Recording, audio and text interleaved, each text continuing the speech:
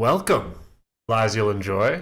A little corner of the internet where we tell many preposterous lies about being people who don't exist in places that never were, and we really hope you enjoy it.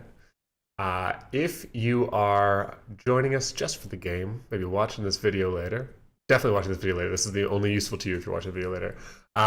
Skip ahead until there are three of us on the screen. That's about when we'll start talking about the game and playing. Right now, this is the secret pre-stream just for folks who are watching the VOD or who've come super early before our third friend Amanda gets here.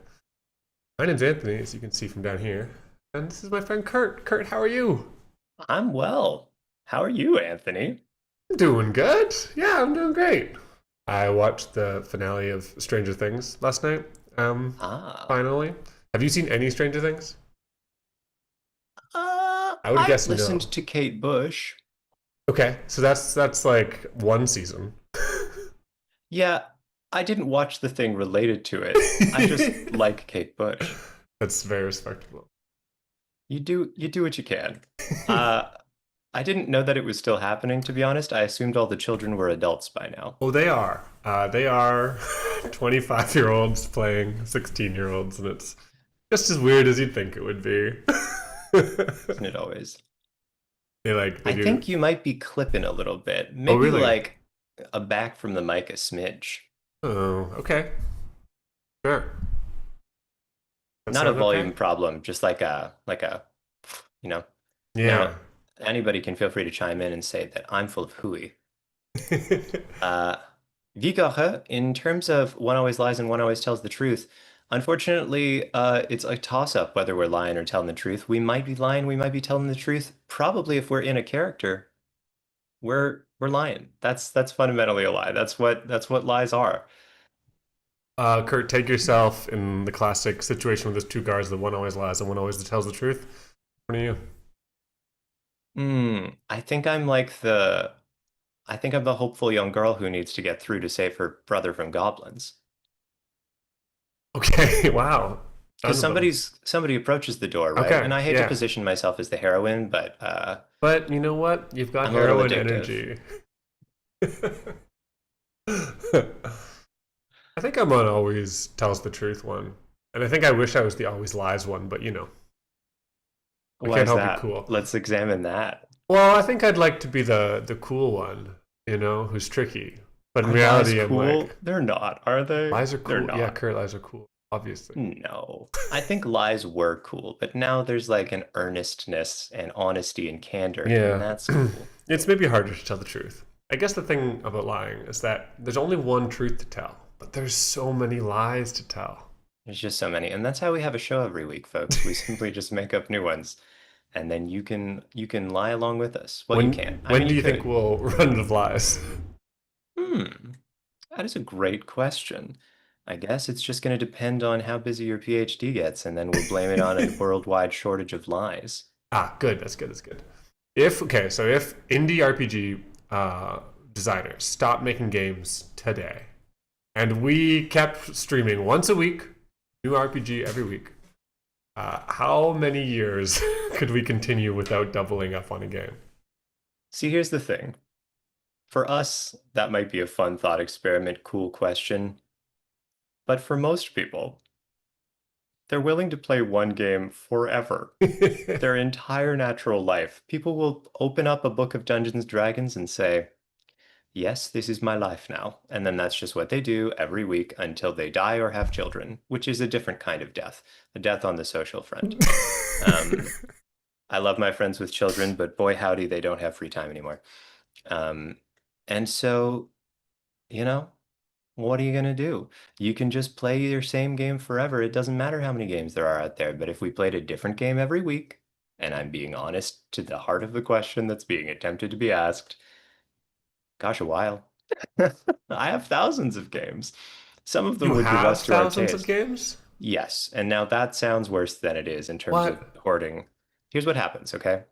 You contribute a game to you purchase a bundle to support some cause. Okay, itch.io has sure. bundles all the time Yeah. for important happenings that are usually also really bad things that are happening, and people throw in a little copy of their NDTT RPG, boom, boom, boom, boom, boom, boom, boom, boom, and then you buy it because you're like, oh, I don't know, Lancer, and then you end up having 1,000 games and also Lancer.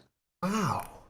So it's truly remarkable just how many games you can That's own and crazy. how So, quickly. so my question was like, okay, if we had all the games in existence, how long would we go? But you're telling me that if we just played the games that you own That I currently, we could personally go for own. 20 years. Like a shockingly long time. Yeah, shockingly long Wow. time. Now, if you think about it as well, like even just if we only played free games that no one had to buy, if we only played, not even free games, if we only played Golden Cobra games submitted to a very specific, weird little design challenge once every fall, we would still have more games than we could play in the next like 10 years if we played weekly. Because there's like 50 that get submitted, and that's a year, baby. So, yeah, It's the so world is cool. strange. Sometimes, so as Kurt mentioned, I'm doing a PhD, and a PhD is full of people who think that they are the smartest people they've met. You know, everybody who knows a PhD is like, "Well, I was a smart kid in class." Um, and this is super cliched. People have talked about this a million times. But as you go up through the layers of education, you at some point realize, not the smartest person. I've just met somebody who's much smarter than me. And this happens, and here's the weird thing, for almost everybody. Everybody runs into somebody who's they're like, wow, this person's like 10 times smarter than me. That seems ridiculous. But it's just like kind of the nature of, I think, like human ability in different directions is that there's people who are just really good at things, like way better than everybody else. And this like there's like a long, long tail of people being good at things. And it kind of leads to this like magical nature of the universe where like if you dig into any one specific thing you can find kind of like an infinite spectrum of people who are incredible wizards at it. And this reminds me just of this feeling of like, oh my gosh, there's like an immense world of games that like if you dig into this it looks like nothing, right? Like most people, I have to explain what I do on Monday nights to people and they're like, oh, so like Dungeons and Dragons? And I'm like, yeah. It's like Dungeons and Dragons, but it's like the cool like indie versions of those. And they're like, oh, people make games like that. Like, and I'm like, yeah. And people always get this sense of like, oh, that's strange. It's kind of a weird little niche. And it's like, but there's thousands of them, thousands. The world is There's just full of thousands these of little them. like pockets of incredible infinites that you would never expect. Now, I want to know Mhm. what point did you get to in order to realize, oh, there's people who are so much smarter than me? Like, when did it hit you? Oh, wow, I don't actually like, I'm not hot shit. Um, somewhere in the PhD, you know, maybe on the way into the PhD. I think hitting PhD admissions in the fiercely competitive and hierarchical world of economics, you realize that there's these like top schools with like very restrictive criteria, and I applied to all of them, but I did not get in. Hello, rating gang. Oh, well, well, Oh, well. well. Duncan Mallory, Jamie Lane, Amanda? Amanda? Who's that? Ampex13, welcome to the chat. Now, for naming names, I should also say hi, Mikey, hi, Otto on the YouTube Yeah, hi chat. Don't Mikey, think hi that we're Otto. looking over and not seeing you there. We're Hi, seeing you. Rapal. Hi, Locke. The Hello, Fox. all. Welcome. It is another Monday night, and we're all back together again, which is pretty cute, I've got to say. Pretty cute. Pretty cute. How many people do you get to see every week? I don't really have that with everybody. No, right? No, really don't. But like Rapala, see you every week. Otto? Hi, hang it. Actually, I was asked how I've been, and let me tell you, Hmm. I mounted a television on Sunday. Okay. I don't know if not in the sexy way. There's no half Ooh, I television, half Kurt mounted that happening. television. In fact, that's not how it happened. I just put it on the wall, and I was fascinated just by how much I got nervous about the television moving like centimeters higher. I was Oh. like, it won't be ergonomic. It's gonna be moving up. For people in the States, I think it was like a 2 inch difference between where it was and where it was moving to, which is less than some men lie about. But it was enough that I was like, can I even put this on the wall? So you were just moving your TV that was already on the wall by 2 inches. Is that right? Yeah. Well, it wasn't on the wall. Oh, It sat upon a console with little feet. I see. I Uh, see. yes, I wasn't moving it up or down. It just happened to need to go up in order to realize the vision about why it was to be pasted upon the wall. I see. But very Yeah. difficult, this 2 inch maneuver. Yeah. Yeah, well, difficult mentally. I went over, I'm measuring 100 things with a tape measure. Oh, how high is this? Kathleen, that's my partner. Sit here. I'm gonna check to see what your viewing height is. And I check, and I'm like, no, no, no, wait. I need to check again in 5 minutes once you forget that I'm doing this, and then I'll get the true viewing height. And is that on level with the height of the middle of the television? Would it change significantly? Can we change the height of the leg of the couch? And then I went over to the neighbor's place and started measuring them and their television because they have theirs on the wall, and I wanted a bit of context so that I could see it with my eyeballs. My Wow. God, Were what a you little were you not sure that it was going to be stuff. a 2 inch maneuver? You're like, maybe it's going way higher. The world's our I oyster. I did doubt a little bit. I wasn't sure if we'd be able to get away with the height, like the just the tiny little maneuver. But even still, I think panic. How big, how much? I can't say how big is 2 inches really on stream, please. I can't be saying that on stream. I can't be saying that on stream. And yet here we are. I'm freaking out there, standing, Congratulations. looking at the television, thinking, what do I do? I'm going to, and the worst part is, okay, here's the problem. Yeah. I don't live in a house. I live in a high rise. And either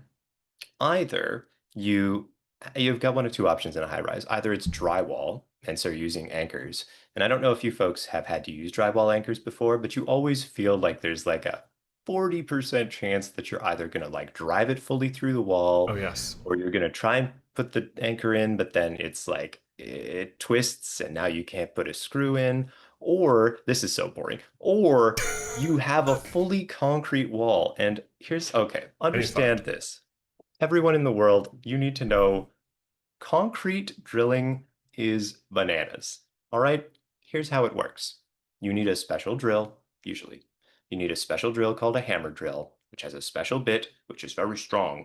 And you hold it with two hands, one here and one here on like a second grip, like a weapon of some kind. Hmm. You hold it like this, and you hold it against the wall, and you push the drill button. And on one hand, you feel quite powerful I because imagine. you're going like, you've got this whole like yeah, like, am I firing a bow? Yeah. But on the other hand, wow, it's the opposite of that feeling because you take so long to move through this concrete wall and your whole like being is being like shaken by the power of this drill.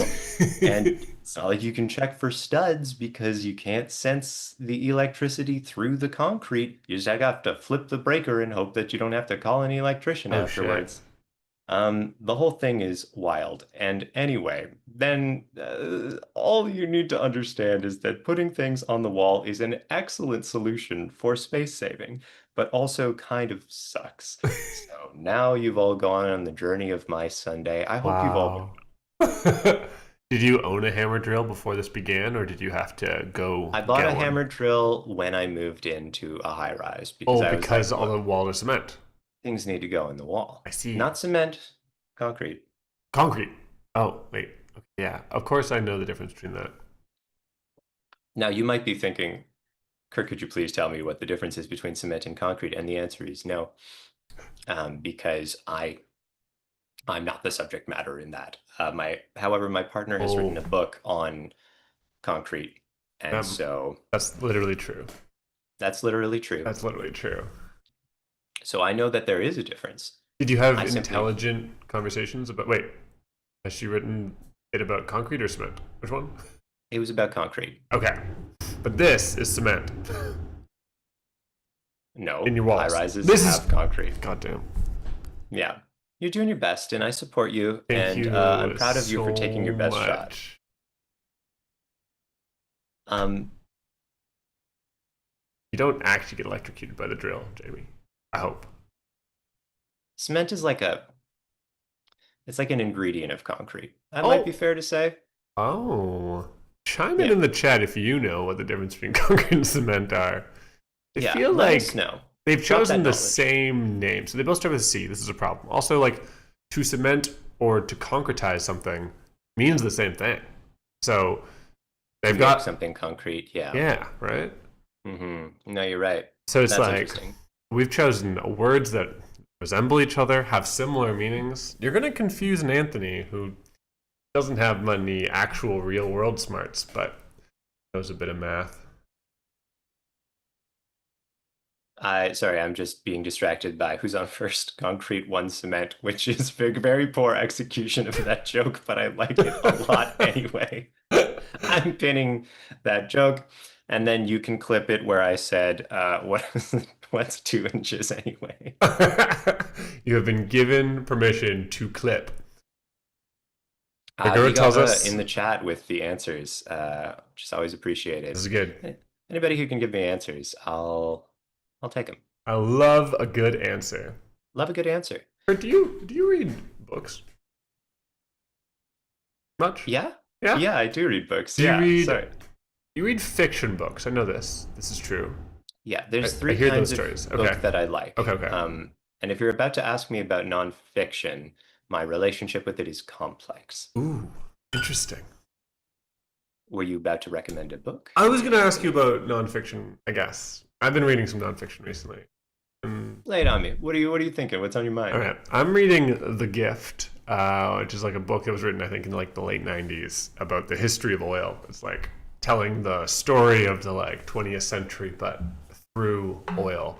Uh, and this is like a classic, like your smart uncle, your nerdy uncle book. You know, it's like, oh, I read this Hmm. book about oil, and now I have all these things to tell you, and I feel holier than thou because I read this book. It's a little Right, bit right. that vibe, but it's so cool. And I've just been realizing how much like I don't think I like history that much. Like I don't get out of my way to like learn history. I didn't like history in class necessarily. Um, but learning history in this way where you like follow a single story like following narratives of people or like companies industry and then you like learn the history along the way like you just talk about who's president or you get to 1914 and the war unfolds but it unfolds in the context of oil and I'm like whoa history is cool guys and then I was thinking about how you liked to be informed about things and I thought sure, sure like a book like that. I was just talking about books like that yesterday with a friend who was over, and he described a kind of book that I've never thought about before, which is it's a kind of book that I knew existed. There are certain books that will take a core concept or theory, like perhaps Smart Uncle Oil book, Yeah, and then they will apply their theory so very broadly as if it shaped the entire world that came from it in a way that is like far beyond perhaps the scope of what their theory could reasonably be reached out to. yeah, Famously, I think people like to cite what germs, guns, and yeah, Guns, Germs, and Steel, I think. yeah, that Yeah, gets like cited a lot as one of it's these like type of a very situations. cool idea, but there's no way that things are quite as simple as they read out to be. The thing is, there is like a level of susceptibility that I have to that kind of writing. So instead, I try to focus on more niche histories, really like books that are about like one weird little subject matter. I can't strongly enough recommend Egg, A Dozen Overtures by Lizzie Stark, Oh which is wait, like, you've talked about this. I've talked about this. It's just the human's relationship with the chicken egg. Not a weird vegan book, just a cool cultural history Kurt of is people and suggesting eggs. not a weird vegan book. Weird. Not a weird vegan book. I have Whoa. to make these kind of distinctions because you folks know how I eat. But that is plenty from me. Hi, Amanda. Hi Hello, Amanda. how's it Welcome. going? Thank you. It is Just good over yapping. here. We're just yapping. We're just nice to Ch- chat to my good friend Kurt. How are you doing? I'm doing good. We heard you had a difficult task to complete over there in the game. I was having some challenges today. Yeah. It was pretty gnarly over in the Silent Hill universe. Let me tell you. I had to fight a lot of nurses today. And I did A not lot of have nurses. it's No, there's a that lot of game is them. there's so many, and there's also like, oh my god, I just like they were like, here's 5 bullets. Now, kill 5 things. None of them Yeah. are one shots, by the way. But you have your lead pipe. Also, we're gonna throw them all at you at once. I'm like, cool, cool, cool. Also, that game, the remake, I need to adjust some settings, I think, on my computer because I do get bad lag in it sometimes. And when that happens during combat. So that's also a challenge because now I'm trying to like Gotcha. move quick and it's like, so I'm like, wait, where am I? Do I fire?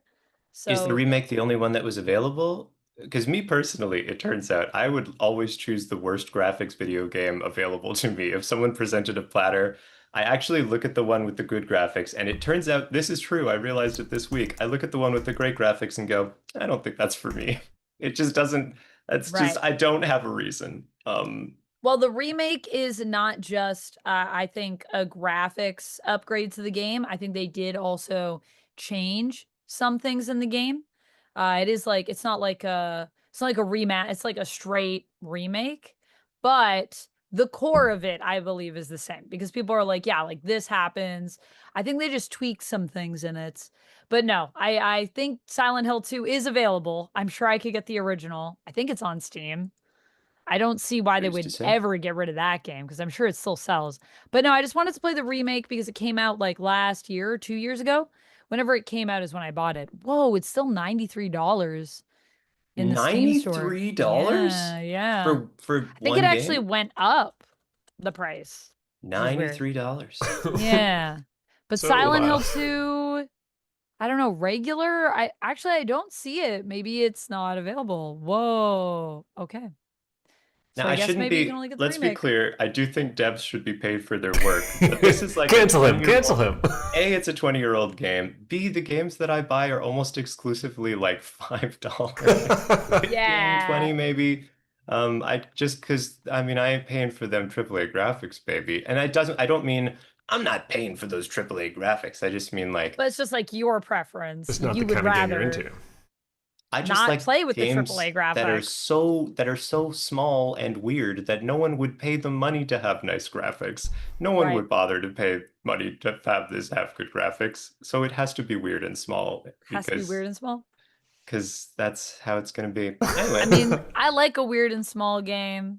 I will say I appreciate that. But I also like games with good graphics. So for me, it's like I could go either way with it. It just depends on the game. sure, no disrespect, Uh, the graphics it's are really good in the new one, but the lag, though, what that lag do? Why so what that lag laggy, do. Silent Hill? It could also be because I'm streaming at the same time. So there's a setting in Windows 11 that I can adjust that should apparently help with my GPU if that's what's causing the lag. So that's the good news is that we can fix it. It can be fixed, Gotcha. And for those of you who aren't technical possibly. folks at home, GPU is a good playing computer. So that's what Amanda's trying to make sure is like in line. Yeah, that's right. Just trying to make sure my computer plays good. You know what I'm saying? But Good today play, we you. don't need a fancy computer to play good because we're going to be playing with our imaginations. Hello, everyone. Welcome to another session of Lies You'll Enjoy, a show where we pretend to be people that we're not, tell you things that never happened, and sure do say a lot of lies that we hope you'll enjoy. My name is Kurt, and I am one of our trio. I am a role-playing game designer, a lover of role-playing games, a player of role-playing games. Boy, howdy I am. And clockwise from me is a second member of our trio. That would be me. That was tricky to figure out which direction clockwise was, but I It's did figure it out. we've been doing this for years. No, it was still hard every time it's new. My name is Anthony, and also, I know I'm ripping Kurt off, but I'm also a lover of role-playing games and have been a player all my life. I don't really design them, though, so less cool than Kurt, but I've written books professionally, so I promise I'm pretty good at telling stories, and I do like to do it. So I hope you like it when I tell you a story today. Kiddos, Yeehaw. yeehaw! But I'm not the end of the goodies you got in store today. There's one more, clockwise for me. It's me, Amanda, who's also subscribing to the channel right now. Wahoo. So that's why I'm You distracted for a subscribe moment. to our channel, okay? Yeah, over on Twitch. Wahoo. So there we go. I like to support the channels that I'm a part of, and I'm a part of at least two on Twitch right now. My name is Amanda, and I am a streamer. I have my own channel as well, and you'll see me in chat as VampX13. So you can check me out over there. That's why we were talking about Silent Hill. That's what I was just doing before I raided in. And I love this stream because it does not require me to fight nurses with 5 bullets. Instead, we can just make up solutions to our own problems and even make up problems for those solutions so that things can get worse and worse potentially, depending on what the game is. I love playing role-playing games as well. I'm going to copy both Anthony and Kurt in saying that. I've been playing, yeah, I've been playing games of all sorts for a long time, and I love both tabletop games and I love board games. I just love games. So, yeah, She loves a good that's game. me. Yeah, it's a good Okay, game. Kurt, Amanda, don't listen for a PvP. second. Kurt, let's make sure that Amanda has to fight nurses with 5 bullets today at some point in this game, just to really fuck her up, you know? Yeah, okay. What is the game that we're playing today? Speaking of the game, Are there nurses? Are there bullets? can I have a gun? Today, Do probably I only get not. the lead pipe? Today we're playing a game called The King is Dead. The King is Dead is a game that uses a very similar system to Firebrands, which some of you might remember we played earlier this season. Mm-hmm.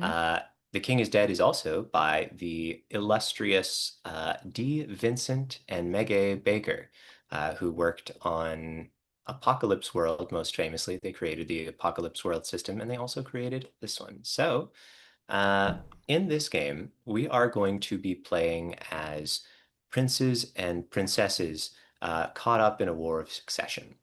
The game is going to take like an hour plus. We can decide when we're done, and every turn we're going to pick a little mini game that we will use to advance to the next part of our story. After we've all had a mini game, we can at any point play the mini game that ends the story. But before that happens, we are going to do a few little things for character creation. My favorite part of the game! Yeah. Now, each of you should see that in our Google Drive there is a copy of the rules. You will need that. I see them. And I'm also going to link you to a little playingcards.io page on our standard chat location. In our Google Drive, sometimes there's a spreadsheet where we will play the game, record all our stuff for the game.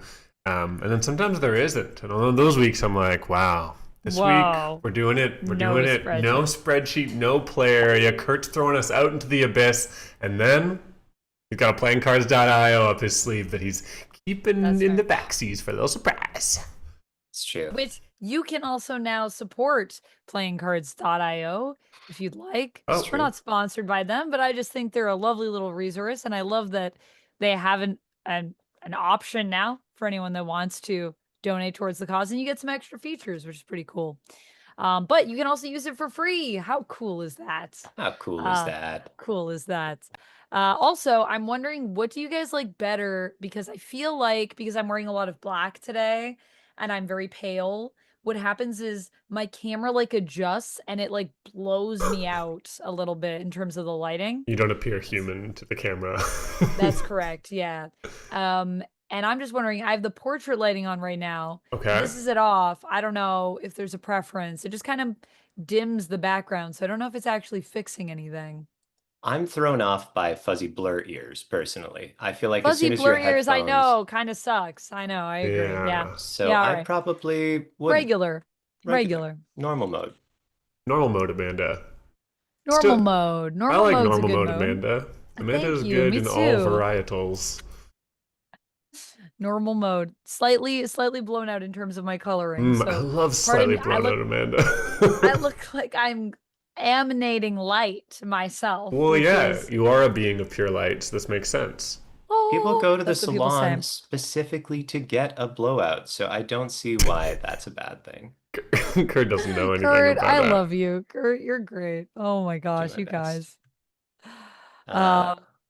Yeah. Also, thank you to everyone that's joining us in the chat and everyone that joined us in the raid. Thanks for coming along and checking out our little show. Hello, Mikey and Otto. And I see Kurt, you're also in the chat over on Lies You'll Enjoy on YouTube. Thanks for watching, Sure Kurt. Thanks am. for supporting the Kurt, thanks for stream. supporting us. Yeah. Subscriber day one, folks. Amanda, thanks, or Vamp, thanks for the sub with Prime. Figaro. She's in automatic streamer mode. Somebody shake her out of it.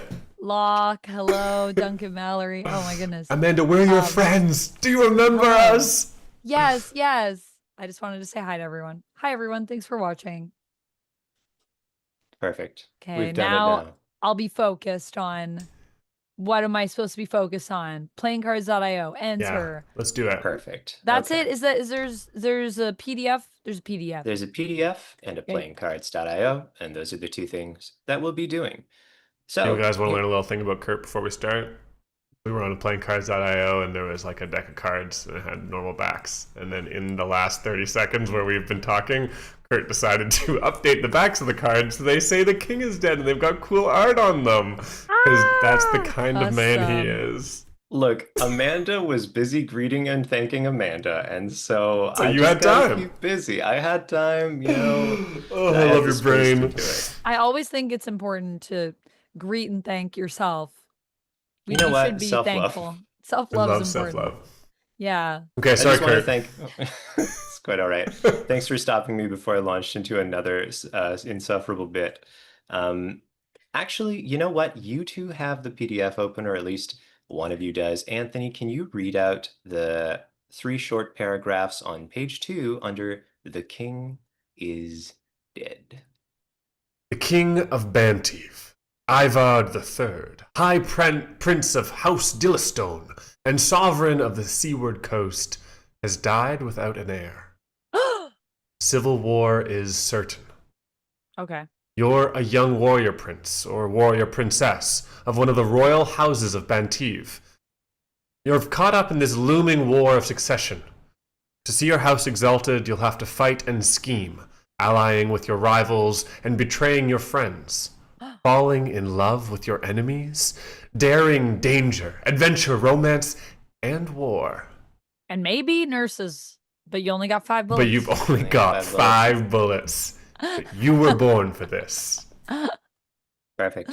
Great. This sounds Great. cool. This sounds like the type of game that we love. So much drama. It's right up our alley. We've played games of a similar variety. And here we are again. Indeed, this is a game that is almost exactly like a game that we played, but this one fantasy, but not magic fantasy. It's, Okay. I'm pretty sure, just like a historical fantasy.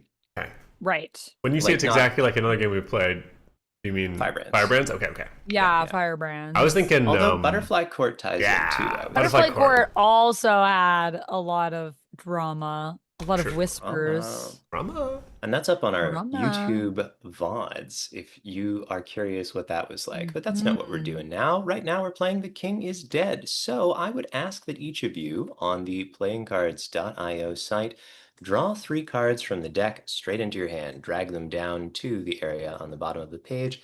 That's your hand. Nice. Only your cards will be visible there. Oh, Nightbot already did it. What? Never What? mind. Now you look the like robot an beats you to idiot. it. So, we are going to be making characters, but sort of tied to that, here's how we're going to be doing that. I'm just going to scroll on down so that I've got it in front of us here. You are a warrior prince or a warrior princess of your house.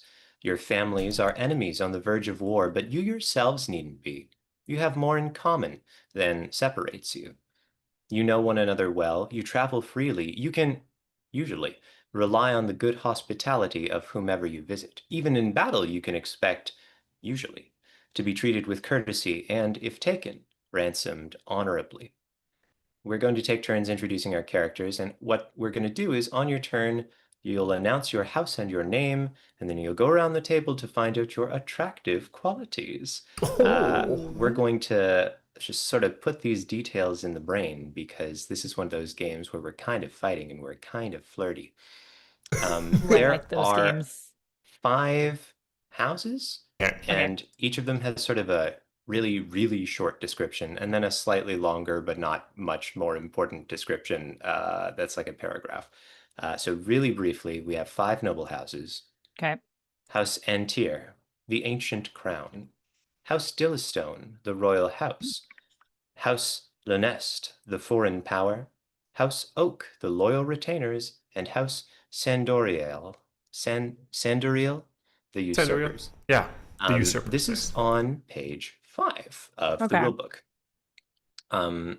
So each of us will choose one of the houses, and each of us will choose a name for our character. Whatever would make sense. Okay. Yeah. Cool. Who starts?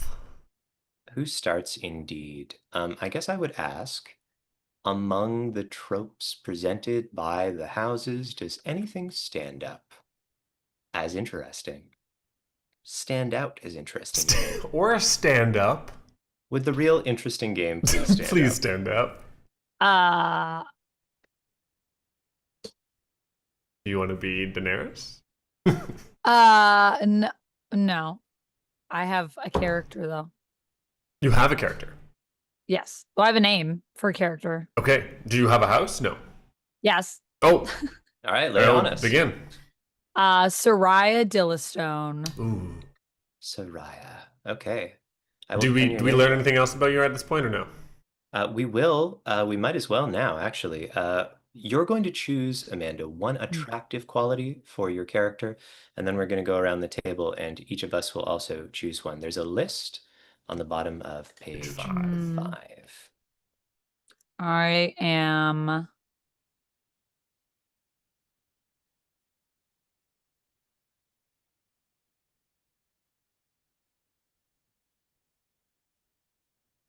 Soraya Dillistone. See what I'm curious about is the Dillistones are the current ruling family. The king was a Dillistone, but you're clearly not the obvious heir. So who the heck are you? What kind of third cousin are you? Well, we could learn more about the Dillistones if we'd like. Oh, we've got more description. So each house has a paragraph just at the very end of the book that we could read. I figured no reason to bring them all into it, but Fair. yes, you're a sibling or cousin of the infant heir, because it's an infant heir. Infant heir. I see. Okay, sibling or cousin. 3 generations. Okay. I guess we could be in a classic, male centered inheritance law. It could just be like female heir. Oops. True. Oh, oops. Oops. I guess I might as well read it out. So I think I'm going to be accomplished at arms. Ooh, that's fun. Okay. I think that'll be fun. I was between that and something else. I don't know if I should say. Keep it for yourself. Don't let us steal your tech. It's between that and musical. That's what I was going to say. Oh, she gave away her tech. No. Yeah, I was like, those are 2 kind of different characters in my mind. Where do I want to go? I kind of wanted gonna give you one this character to so. be shabby, but that's not a word. Shabby. I mean, it is a word, but it doesn't usually describe, I wouldn't... Royalty. Well, attractiveness. It's an attractive trait. Yeah, They could be shabby, I guess shabby and that's is just not... something that you feel. That's true. I can make them however I want to make them, I suppose. Yeah. I see no reason why Soraya can't be shabby if you want Soraya to be shabby. Shabby and accomplished. Certainly in a royal way. I can imagine, you're out there in the armory, you've just trained on the battlegrounds and don't care what regal robes you're supposed to be wearing. That's not even a priority. So you look a little shabby. Maybe maybe your cloak is threadbare because you don't care to have it refitted. Maybe. I love But it. I'm supposed to be choosing a second Okay. attractive quality for you. Oh, you are supposed For to. me? And then I do? Each I of didn't us. listen to this part. Yeah, we'll Yeah, all I do shouldn't have it. said anything about Shabby. that. There's a list. Got Okay. her. There's a list. I think I really want to be accomplished at arms because I was just struggling in Silent Hill. Now that I think about it, I wonder if that's why I Ooh, picked yeah. it. I Well, that imagine makes you have sense. great arms. I know that's not that what that means, but also great arms. Yeah. Great arms. Nice. Great arms. Great arms. I'd say accomplished at those arms. Haven't you Yeah. widely traveled? Ooh. I think you've roamed across the land. Oh, I've roamed. These arms have been everywhere. These arms. Amanda, I'll give you one veto if you want. Okay. Just making my own rules for the game. But I think an interesting twist might be devout. Oh, I like. Yeah, okay, devout. Cool. I've roamed, but never far from the gods. Yeah, you can choose what you're devout to, you know? Maybe you're devout to a foreign god and you come to in your travels. Maybe. Maybe. Maybe We can't the know. god of war is my god. we I'm we accomplished there. can't know. We can't know. It's not possible. Not allowed. Who would know? No knowledge. We'll find out though in the And just story. to And I- confirm, pronouns on Soraya. Pronouns on Soraya. I don't know because I could go like kind of either way with it.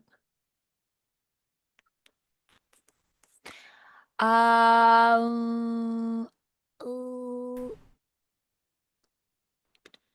What are you guys doing? Do you know?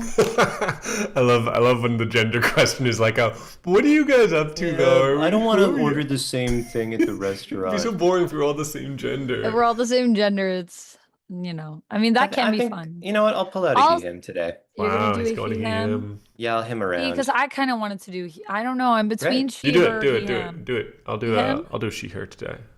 I'll have Okay. also. He him. Sounds good to me. Soraya is a feminine name, but Ah, I was But initially thinking honestly- she her, but now I kind of want to pivot. Yeah. sure. Consider yourself pivoted. I'm just thinking of Soraya's arms, and they feel mask to me.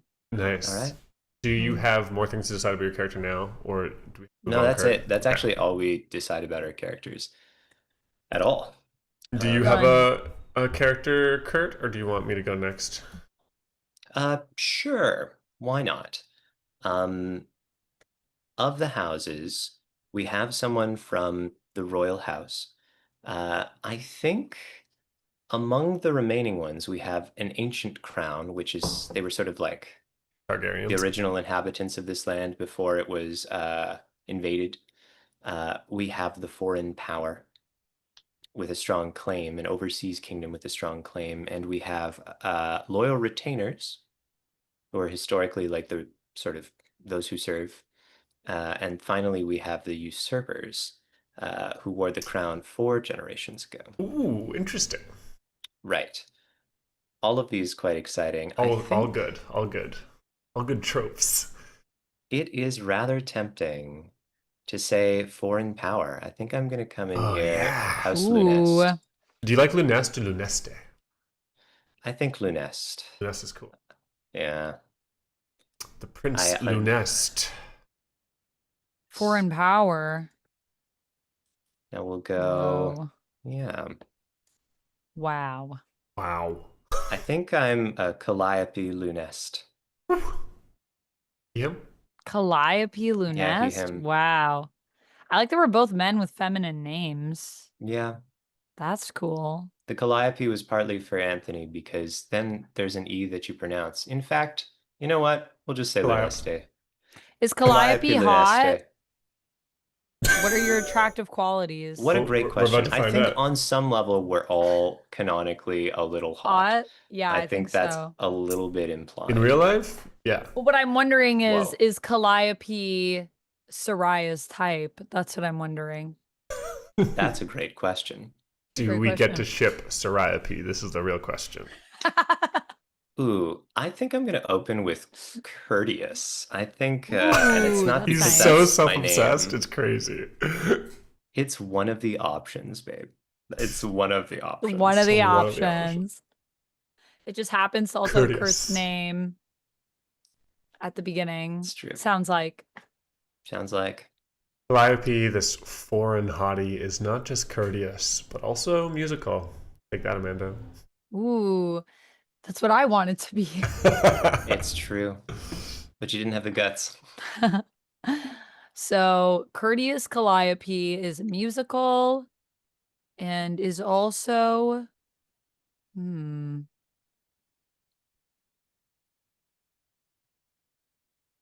Hmm. Brooding. Ooh, that's fun. What a When's the hottie. last time I was brooding? I don't know, I but I like want to see you brood. I think it is courteous fun. and brooding I'm is brooding. fun. hmm Good combination. Courteous. But obviously, I do feel like you said, Anthony, I think we could all X something at any time. So if someone gives you a suggestion you don't like, then it's Uh, Xable. Speaking of which, it's Anthony's turn to tell us what house Anthony's character is from and choose one attractive quality. Yes. I will be playing a princess of House Oak. That is the loyal retainees, a loyal house to the Dilla, what are they called? Dillastone dynasty. Dillstone. And my character's name is Periphetus Oak. Ooh. Periphetus. Good luck spelling that, Kurt, on We don't have a sheet, nerd. the on the playingcards.io page. Do people call you anything for short, like Perry or anything? I was wondering that. That's a good question. Or Peripety? I don't know why, but that Well, I also like came to mind. Peripety. Periphety's cute, right? Periphety's nice. Wait, let's just change my character's name to Peripety. Yeah, Oh, you sure. like that? Yeah. Okay. And I think the nickname is Pert. Like, Pert. yeah. Cute. Yeah. Rhymes with Kurt. Easy to remember. You're so me obsessed. We're all obsessed I can't with help Kurt. it, Kurt. We're all obsessed. We're all Just saying. obsessed. We're all obsessed. We're all obsessed. Kurt is the star of the show. We all know.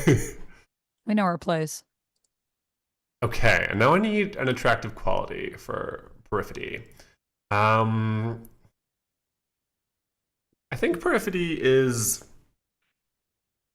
pure in a way. This comes with the oak name. Like they have this quality of being loyal, playing their role. So I think that Peripety is good-hearted. Good-hearted. Necessarily mean loyal at all times, but good-hearted. So good-hearted. Okay. Good-hearted. Peripety.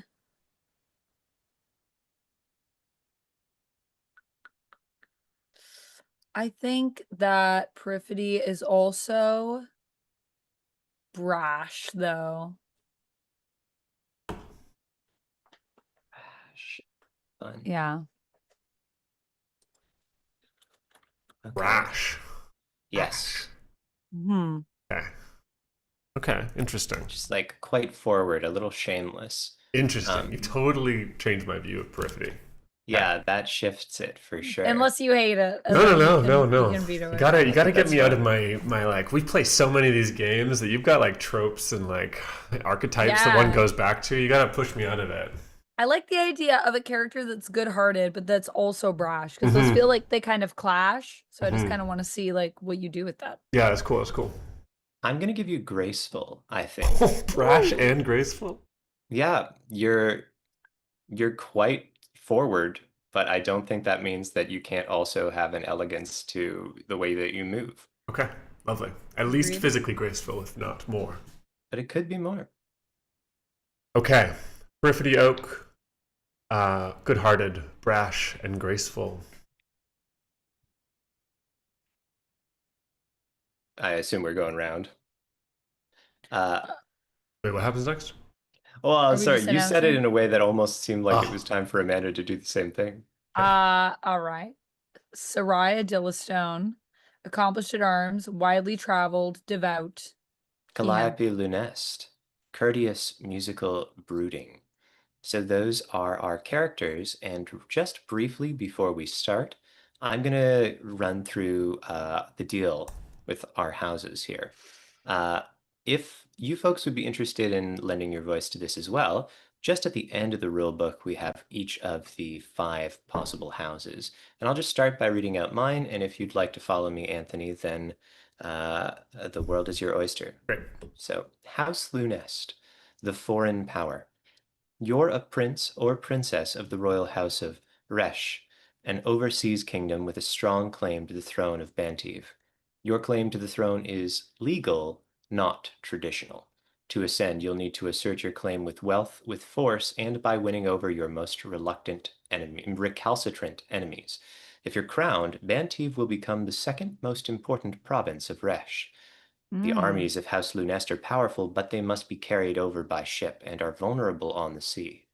And finally, House Lunest expects you, me, to hold yourself above all Bantivan, noble as well as peasant, and to remain true to Resh in language, culture, worship, and sentiment. Cool. House Oak, the loyal retainers. You're a princess of a house of bodyguards, knights, and counselors, steadfast to 3 generations of Dillastone rule. Your claim to the throne rivals that of the infant Dillastone heir, but it's a controversial matter within your house.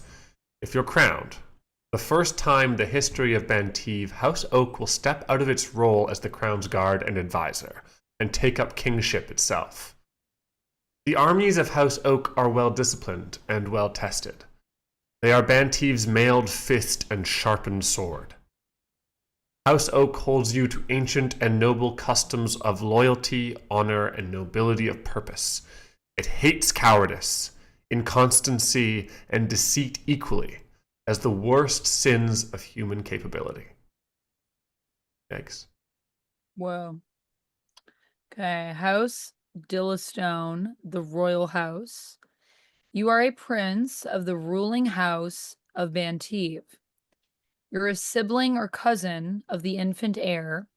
Your family has ruled for 3 generations. All of this we know.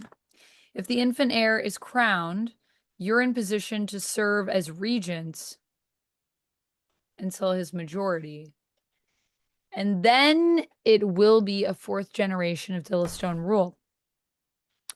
The armies of House Dillastone are wealthy and well-ordered, with companies of foot, bow, and dashing cavalry, both light and heavy. House Dillastone holds you to high formal standards of honor, grace, chivalry, and faith. Well, it's good that I'm devout. Indeed, indeed. Okay, so those are our characters. We are going to now move forward with the game. This game is played in turns, in rounds.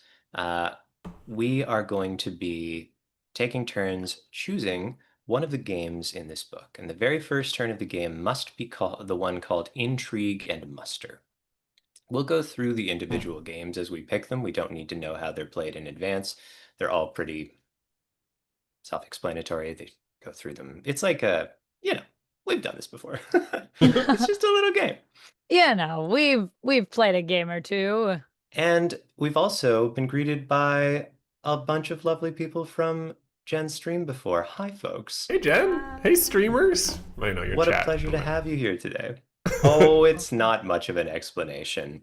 But I do want to say, love a little bit of coriander, love a little bit of zest. What a hungry name. It's a good name. And I'm the one that's hungry reading it. Welcome on in. You guys making art over there? Is that what happens? It's the classic move. Okay. But if not, please correct us. You also actually came in just as we We're about to start. we're just about to start. We just created our characters and we're about to just jump in. We're It was 3 very young noble princes and princesses of royal houses. And the king has just died and we are all vying for the throne. That is what is happening right now.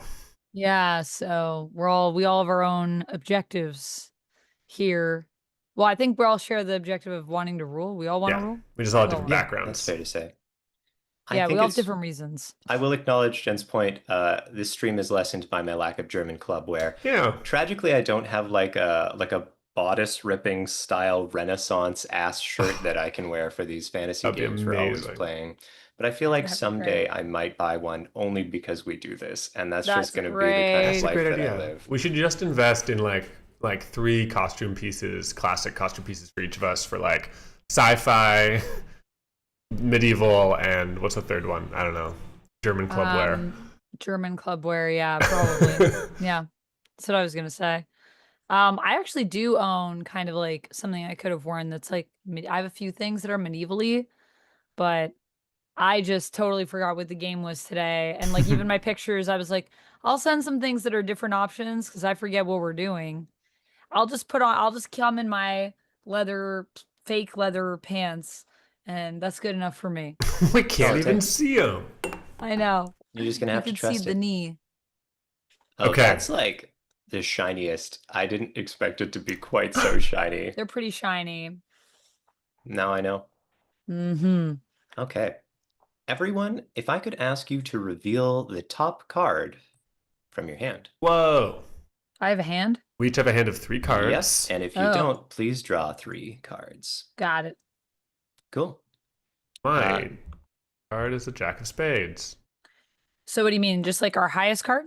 Your highest card. If there's a tie, we can. I have tell a you which- 9. I also have a 9, but it's Whoa. not relevant because Anthony's card is higher. So return your card to your hand. Oh, Okay.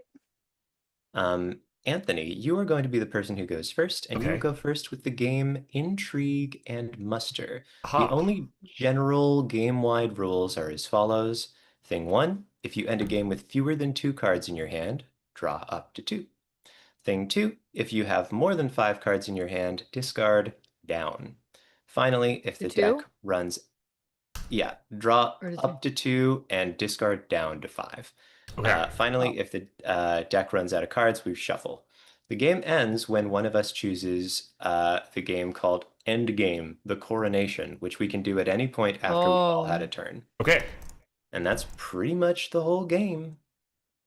Oh, What? one So more. couldn't we just Aces all are be high. like coronation and just go for that crown? It doesn't make you win to do it. Yeah, I guess you have initiate to it. you have to tell the Also, story since for it to when make do sense. we play games where it's Yeah, like, competitively. "All right, I'm gonna I'm gonna win." min-max the throne. For some reason, Amanda's got min-max energy today. She's Yeah. been killing too many I I've been wield- verses. playing I wield Silent weapons. Hill. I know. It's because I've been playing Silent Hill. You don't know how many times I was like, okay, so in this fight, here's how we're gonna do it. I just need to make sure when I go in strategically that I'm here. I was like, I'm in a strat mode. So forgive me. Okay, I need to play Intrigue and Muster. Now, I don't really know how, but I'm going to find out right now. It says That is set up, exactly true. draw a card. Sick. I can do that. Nice. Easy. Done. It also says only you play, so fuck all y'all. Oh, It's just me. Now it says choose another player's house list. And there's a bunch of lists in this section. It's cool. what? All right. Oh, and then okay. Choose another player's houses list and read it. No, no. You represent your house, but you don't command it. Okay. Choose an event from the list and read it out. Choose a random or with forethought, but don't deliberate. Okay. Whichever option you choose, follow its instructions. I can do that. All right. I will choose the stones. Stillastones, the royal house. My stones? Those are my stones. Those are your stones. So Anthony is going to be choosing an event from this list and reading it out. Okay. Not deliberating, though. Not deliberating. I am just going to choose one. I am going to choose the first one that I really read, which happens to be quite fitting. Ooh, what is that? The high priests of House Dillastone submit to study under the seeresses of House Luneste.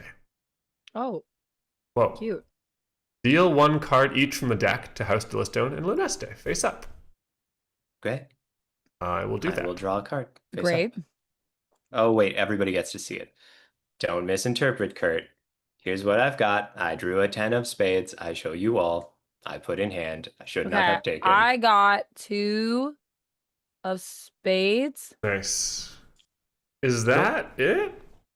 I think that's all that happens from Intrigue and Muster. It's just a little something happens. Do we tell So any story about it? Are we happy? Do we want to elaborate? we want it to influence our scenes going forward. That's sort Okay. of, it's just like something happens, and then you can build off What of we that. know is that this detail is now established. That Yes. our priests are studying under your seers. Yes. So that's a link that you just created for us.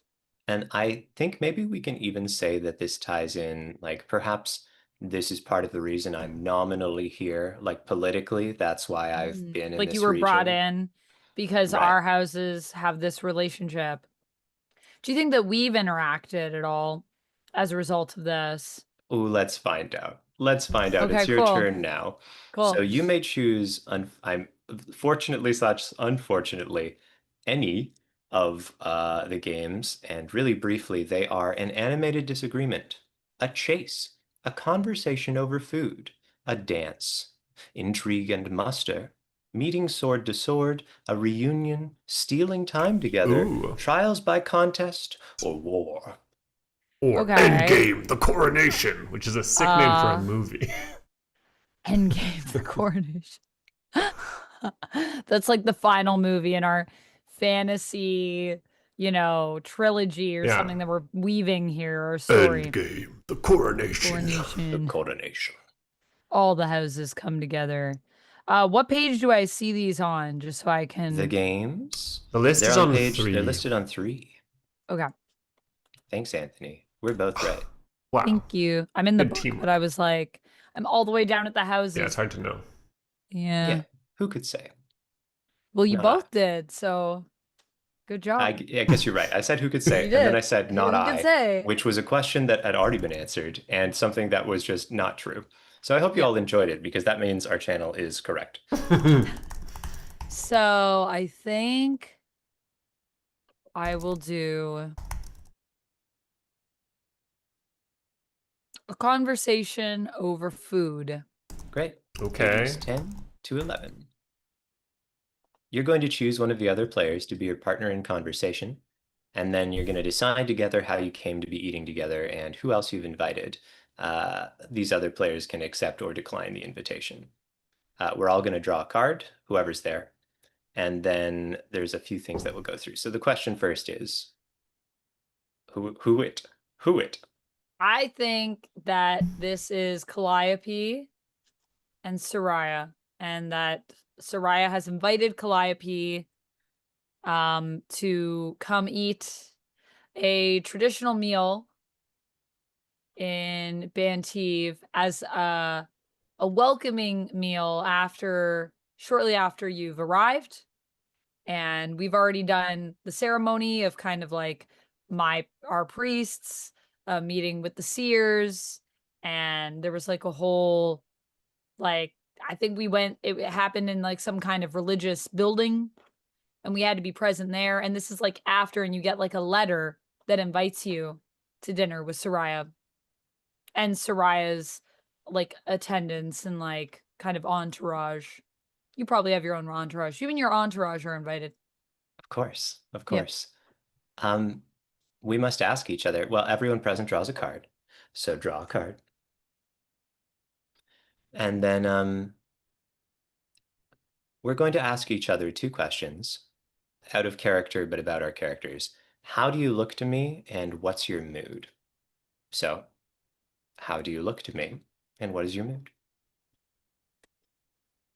I think if you're looking across at the ceremony where I've sent this letter right near the end as we're clearing out, I look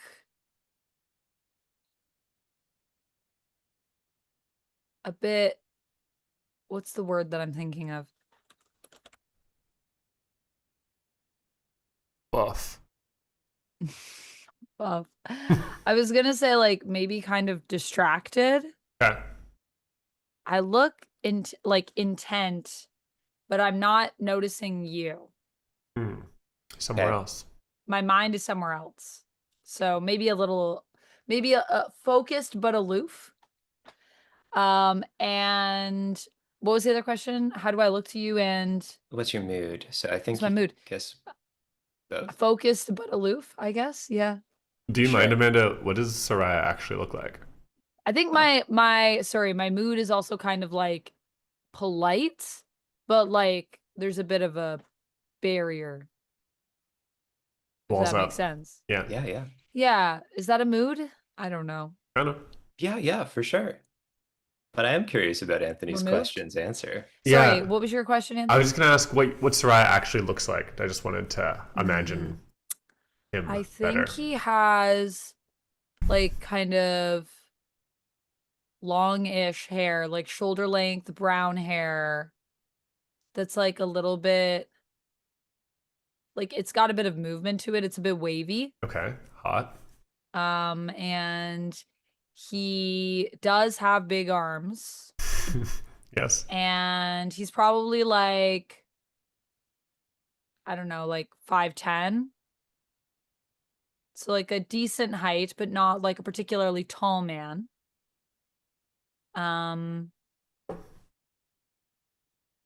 Sort of like cold blue eyes.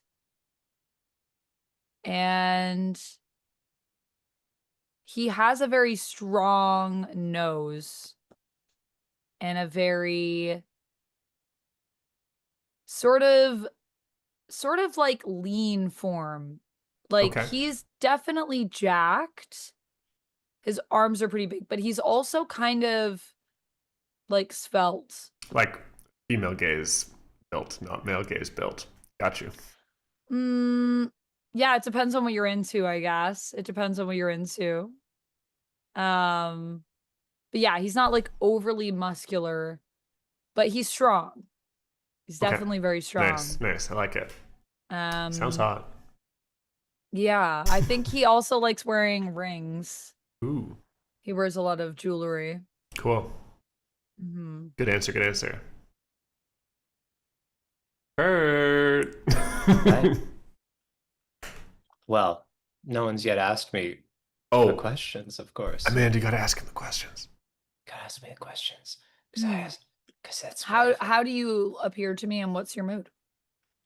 I think Calliope is definitely wearing the traditional garb of Resh.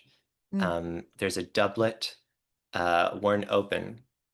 And I think that people from Luneste have this like elaborate sort of patterned ink. Cool. So that would go like across, I think, the whole like torso and then down to the wrist. And these sort of geometric patterns are something that are standard for someone who's come of age in this foreign power. I think unlike the style here, Calliope's hair is closer cropped and he also keeps a beard, which is cropped to about the same length as his hair. Okay. He looks like he's hoping to discuss something. Unlike yourself, he is not appearing to be distracted by something else. He's hoping that this is an opportunity to talk about the politics in play, about the priestesses. Right. And I think in that respect, he probably would open the conversation. So just before we start the scene, I'll say it's got sort of general guidelines, but truly it's just have a conversation. We could ask topical questions. We could engage in impromptu verbatim conversation. We could say something about food. Nominally, you choose a conversation partner and then an action, but it's just the two of us. So I think back and forth is fine. We don't need to be too So structured. this is here. like when we played Firebrands. It's the same designers and the same system. Oh.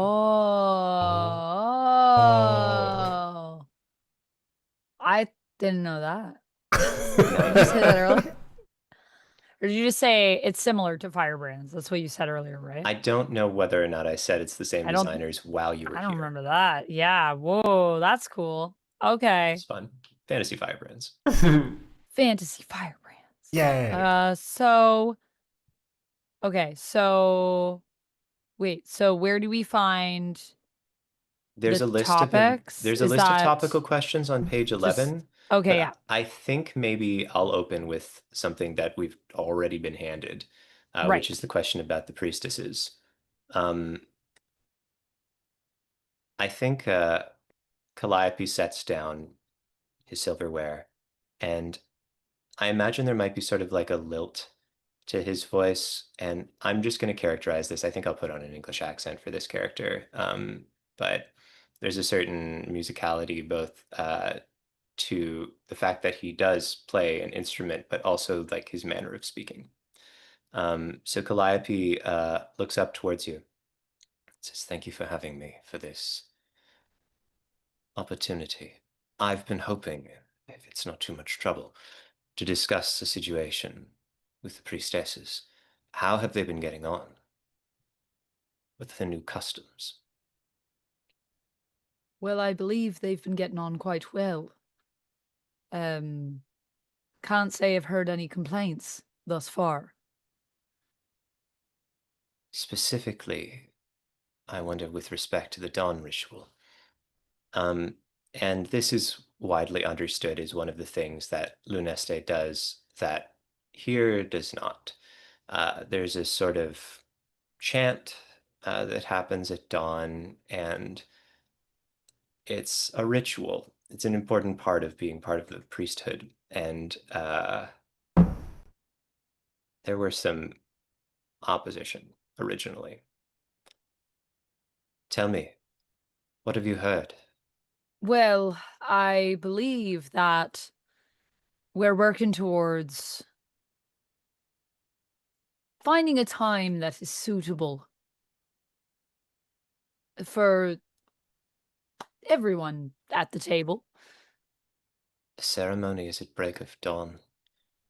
You Well, yes, I know traditionally where you come from is at break of dawn, but here we do have a later sort of wake up time traditionally. So I'm just trying to find a way that everyone can go and not feel that after dawn breaks, they need to like continue a day or find a way to fit it into the routine of the castle. That's been a bit difficult, but I think that we are close to working that out between my people and yours. What can I say?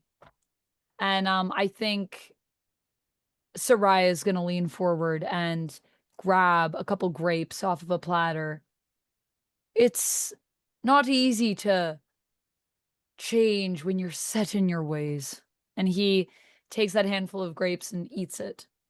Calliope's eyes linger for a moment on his toned forearms as the grape is plucked from just a few inches before Calliope's place at the table. But his eyes narrow as he re-attains focus and says, "I ask you because you rise with the sun. I would ask you a favor. I would ask that you accompany them, not always, but for a spell, for a time, to usher in, as dawn is ushered, this new tradition." Perhaps. I hadn't thought about that, to be honest with you. How do You you have know? How do you know when I rise at dawn? What have you been Calliope watching me? smiles just a little in a way that you could miss. He says, "Many have heard of your travels of my lands. It is well known the hours you keep Hmm. and the things that you do there." Well, that's very interesting. I suppose, at least to start, I could. Not many people know here that I like to get up so early, but there's a lot to be done, and when you're in charge of as much as I am currently, overseeing my family's armies for as long as I have been, I must say it is helpful to get a start on the day, and that's something I've always admired about your people and your ways. My people tend to start early, but they also bed early. Tell me, how many know of your late nights? You need not speak plainly, but I ask in earnest. The company you keep is quite interesting. Well, I feel that to talk about my late nights is Of course, says Calliope, raising a hand. I do not mean to ask a man of such private matters. But you are a person of faith, and I understand that it plays a role. I ask in the hope that you may consider the implications of what it means to us and our faith that I ask you of the dawn. I think that's all that Calliope wants to bring forward. yeah. So that would be the end of his contribution, unless you have something else you want to raise. Um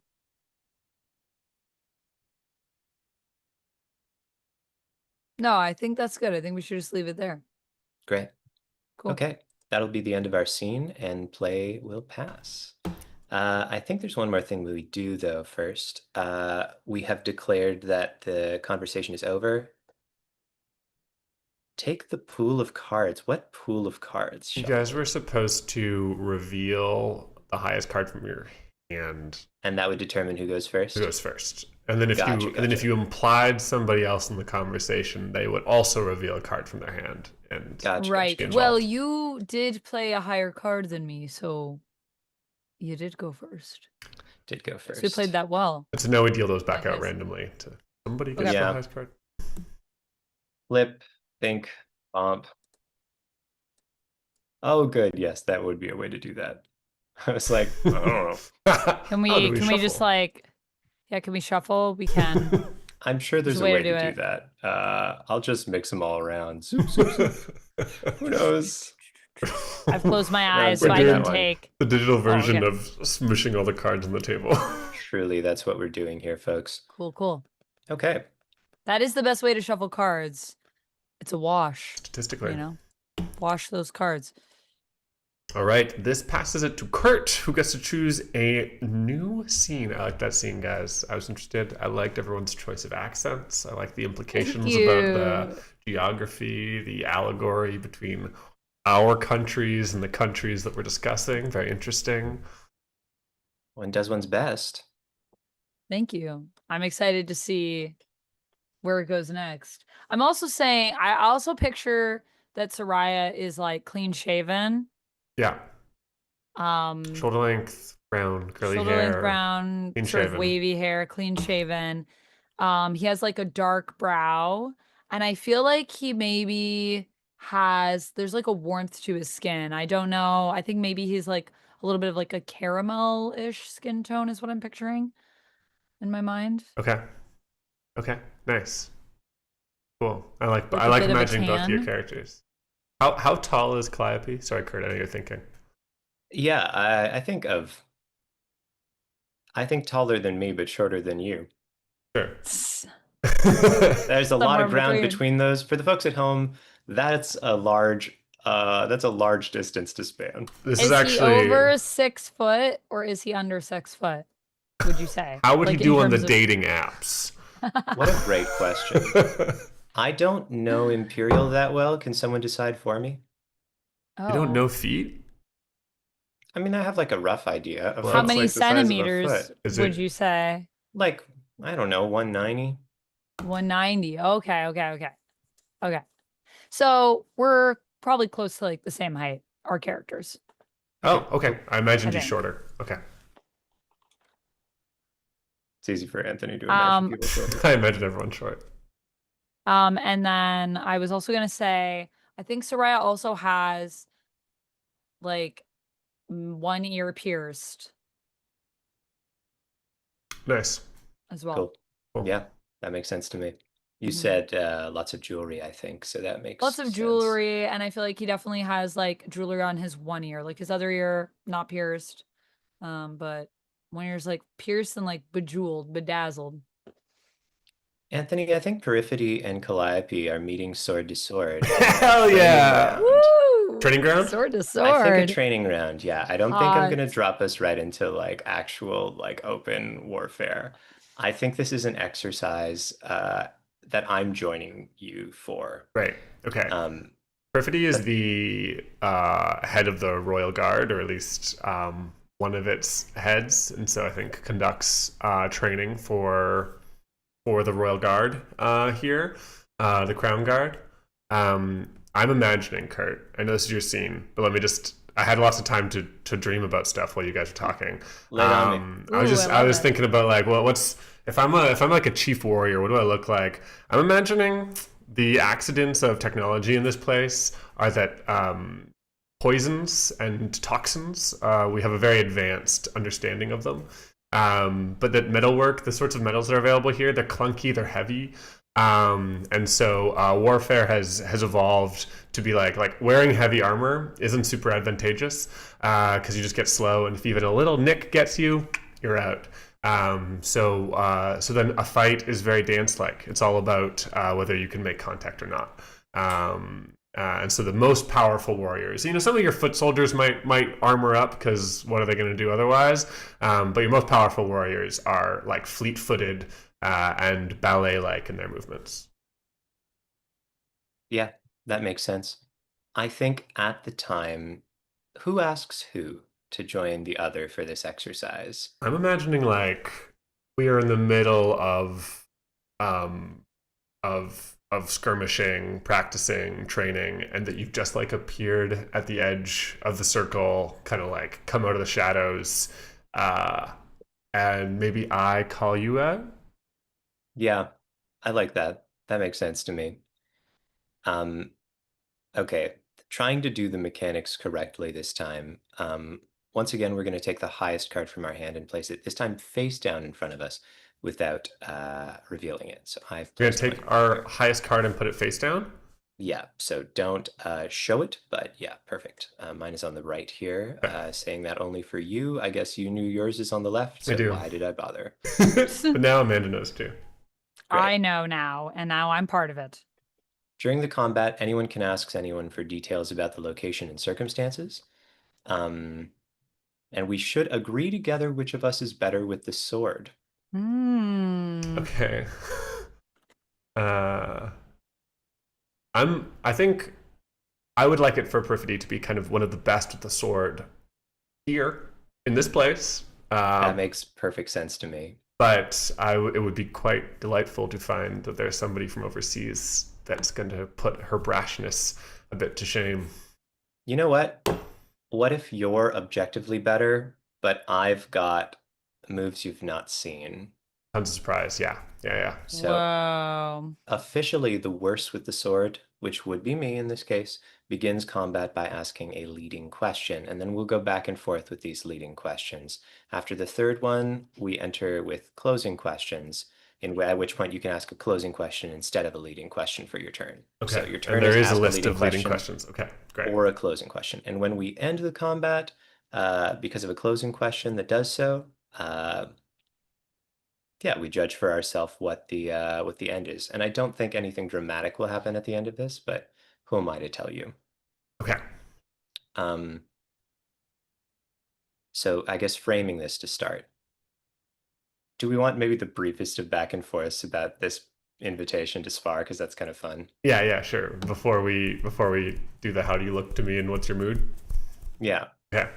Actually, that seems like part of it. Yeah. We That do could that just be first. what we do. Yeah. Okay. Uh, how do you look to me? What's your mood?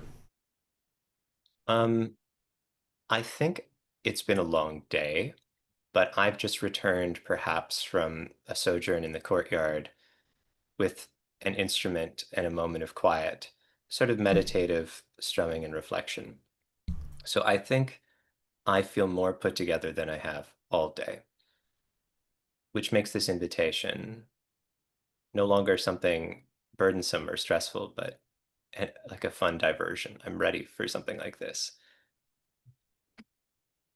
Uh, and I think, yeah, that's all we really need to know about me. Maybe my sleeves are rolled up, which they aren't usually. And you can Hmm. see the patterns more clearly. Spicy. How do you look to me? What's your mood? Perfidy is olive skinned, I think, and her lips and eyelids are inked black, as is customary for people of House Oak. But the rest of her body is without ink. That is seen as a faux pas in this culture, at least among House Oak. She is small in stature, just barely above 5 foot. But she is broad-shouldered for her size and muscular. Her body gives like an angularity that's like slightly, it catches the eye. There's not much smoothness about how she appears. She is in this moment sweaty, muddy. She has like dashed her knees against the hard rocks here in an earlier maneuver, and there is blood pouring freely from her knees down her shins. She's here and there, like she's like a dancer. She's got kind of like bandages that are like securing various joints, white bandages, and she wears very little else, just sort of like wrapped cloth around her body here and there, and she's got sort of a storm behind her eyes. Wait, so she's like just wearing bandages around her body? Yeah, she's like covered, but she's she's in the medieval equivalent of spandex. Ooh, sheesh. What was I gonna say? Yeah, she's. Can I see her ankles? Oh, you can see a lot of ankles, and they're blood covered. Whoa, that's really hot. Okay. I like it. Okay. Weird. Her mood is like tempestuous, but also like commanding and enjoying her power in this moment. She's on top of the world and enjoying it in a sort of ruthless, intense sort of way. And she sees you standing there in sort of, you're giving kind of a peaceful sort of calm look to you, right? Like that's sort of exuding this. And she sees you watching, and she says, all who come to practice have to bear the sword. Step forward. That is the tradition here, then. That is what I shall do. And he walks up with an easy stride. We circle, guards up, swords between us. What do you say? You don't hold the sword right? You never learned, or? I hold the sword as the sword has always been held by my fathers, my mothers, those who came before them. Well, not all swords are held the way that you are accustomed to. Just forgive me if you don't last long holding it like that. He smiles, but doesn't respond to that riposte. For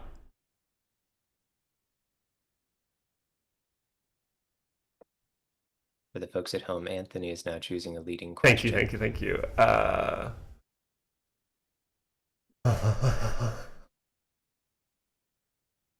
Okay, cool. Sorry, there's so many things to read.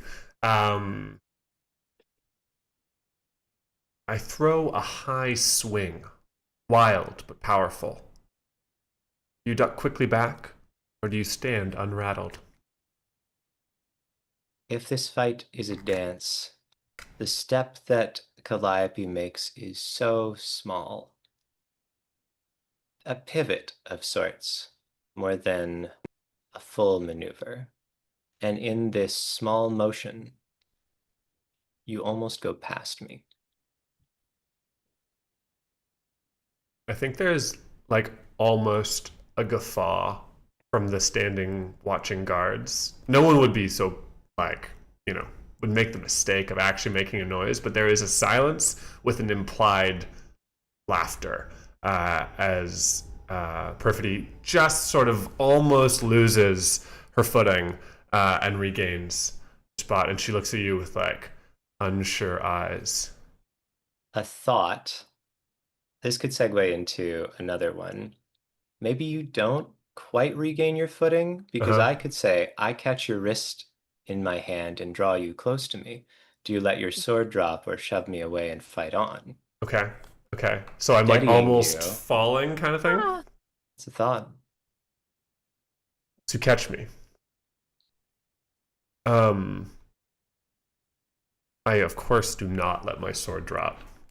And not acknowledging your kindness or the fact that you've saved me, I shove you away, and I think like kick you in the back of the shin, like kick you in like the back of the leg on my way out, as if this was my cool maneuver the whole time. No respect for this like moment of potential truce that you offered. You shall bruise your legs with kicks like that, but already do they bleed. Um, got a little. That's what I want to read here. So now we technically could go to closing questions, right? Mm-hmm. Yeah. I come back in. We lock swords, and your mouth is now near my ear. Okay. You fight well.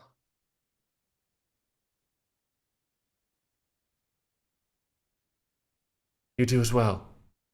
Better than I thought. Thank you.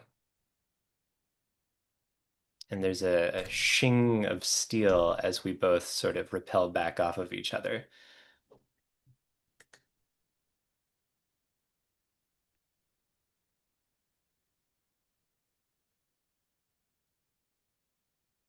I think there's a sort of a few steps back and forth.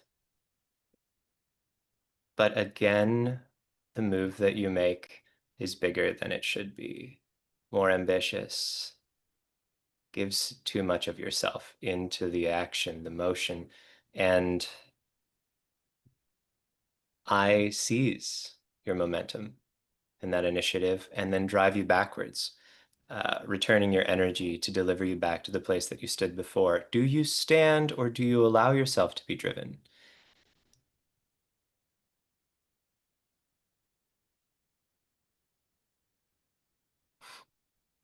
Oh.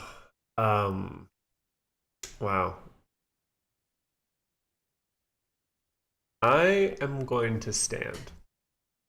I can't. I can't let you embarrass me here. So we we have to flip our cards here. We do. Flip it.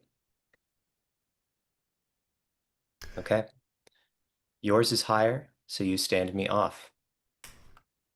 If mine was higher, I would have killed you. We really took a risk there. What? It is a graceful and quick maneuver, a swing of the sword in a complete circle that launches your tip away from me, and our hilts lock. Just save myself. But I understand how close I was, and I just am staring into Calliope's eyes. They teach you well over there in that school. They teach you well here, though to spill so much blood in training strikes me as unwise. And you can tell that that statement is not being made about your knees. Perhaps we could learn from you. Maybe you want to come down to training a couple more times during your stay. I'd like that. And then takes the sword and hands it back to you. All right, and back to training. I want to say 3-on-3 now. And she jumps up on a low wall nearby, turns her back to you, completely ignores you.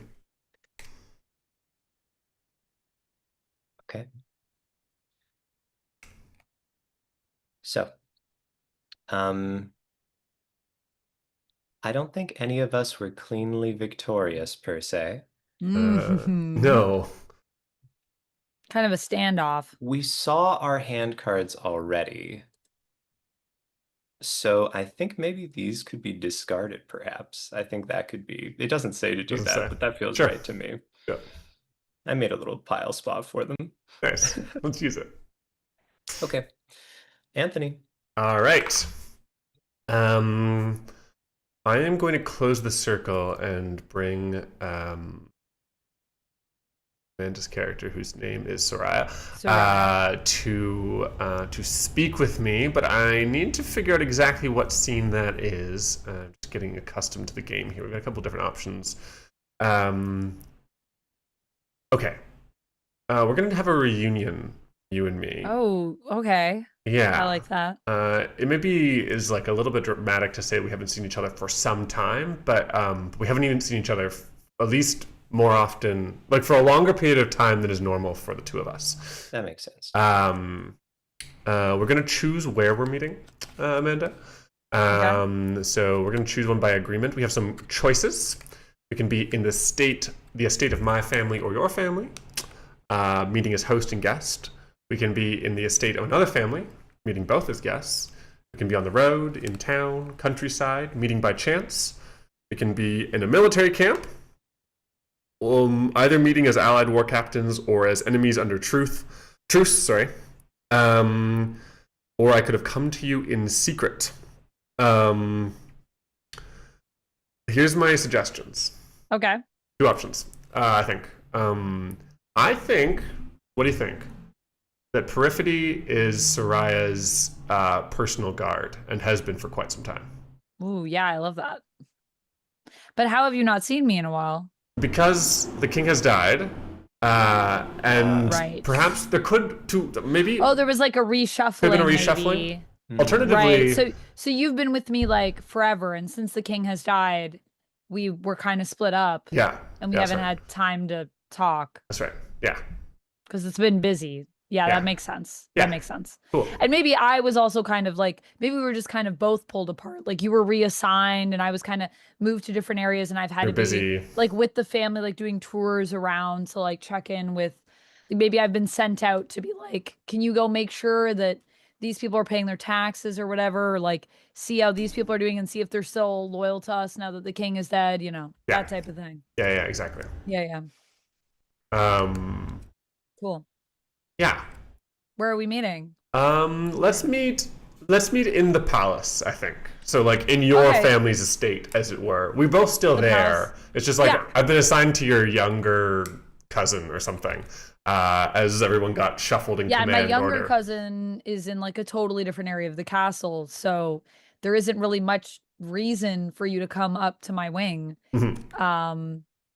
Have you been summoned? Did you come here of your own accord?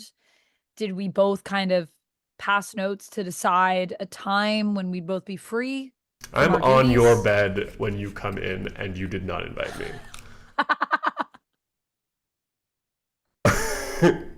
If that's okay. Hello, Pert. Can I help you? Is there anybody with you? No, Yeah. it's just me here by myself. How do you look to me? Surprised. That's for one, for sure. I also feel that I think there's a bit of a sparkle behind Soraya's eye when he sees Pert on the bed. There's a bit of mischief there. I'm not sure what the story is. We can decide. I think my mood is a bit playful, I guess, if I had to say in this moment. What about you? How do you look to me, and what's your mood? Perfidy is sitting cross-legged in the center of your bed, and she's wearing a traditional dress that is like almost a completely like perfect like triangle cone of beautiful white linen. So Cool. like absolutely like overflowing and just like perfect untouched white linen, so it just kind of falls as like a puddle around her. Um, and she looks done up in a way that you don't normally see her, as normally she's on duty. And so her hair is like tightly curled around her head, and she has more face jewelry than normal. Hot. Okay, so are there rules to this, Yeah. or are we So just I'm gonna go what are the first, rules? and I'm gonna Okay. ask an opening question. Uh, and then we are going to wait. What happens? You'll answer. Then you'll choose one of the reunion questions to ask me, and then based on my answer, you're going to choose one of the closing offers. Is that right? Is that how we do it? Yeah. Okay. And then the closing offers. Wait, Kurt, do you know what an animated disagreement, a conversation over food, reading sword to sword? Oh, are these other Those scenes? are other games. Oh, okay, cool. So we are going to then proceed to a second game. Fun. Oh, Yeah. okay. Woo. So by the end of this, we will end up perhaps sword to sword or having a conversation over food. Okay, all right. So I ask you an opening Okay. question. This can be not in character if you want. It's not really well suited to be in character, but if you want to turn it into some part in character, go ahead. The opening question is, when did we last see each other? I don't think that Soraya's seen Peripety Pert since the king has died, which was that a fortnight ago? Let's say. Hmm. Which is a long time for us. We used to see each other every day, all day. All day. All day. Yeah. It's been a long time. You get to proceed directly to a reunion question. So you've got quite a list there on page 23. Okay, I thought it was page 23, but I wasn't sure. Yeah. As you're looking at those, I've noticed that apparently we can decide to end this reunion without playing another game. We can like talk comfortably for hours, talk politely, and leave soon, or just walk away from each other with an unfriendly chill. So we can choose to keep it short if we don't feel the need to, if it doesn't feel right to go into a closing offer new game.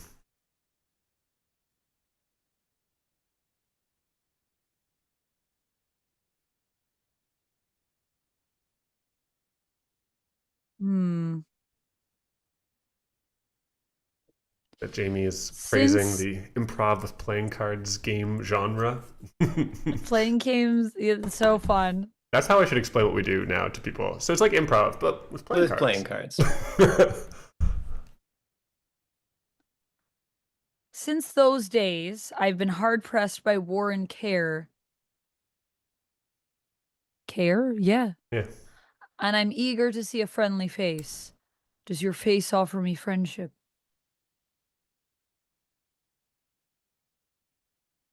No, and yet it is not unfriendly. Okay. Eager to see you, but in a way that's sort of like more than comfortable friendship. There's like an exuberance of like we're back together in a way maybe we were not supposed to be, but it's not. It doesn't have the comfort of friendship, and also there is an edge. You can feel a hostility. Maybe it's just what happens when you're away from someone for some time and you're not sure exactly how they are anymore. But there feels like there's an edge between us. Okay, so now do you ask me a question, or do I'm we going move to closing offer. Oh. Let's just be in character for a second. Would you? All right. Yeah. Yes, I'm in character. I haven't left. Wow. Sorry to take you by surprise. I didn't mean to. I did actually. Well, your security is very lax. Success. Well, yes, Pert. I'm working on it. There's been a great deal of matters in the last month. You can always request me back. I know you've been upgraded to the senior members of the King's Guard, but you can make a request.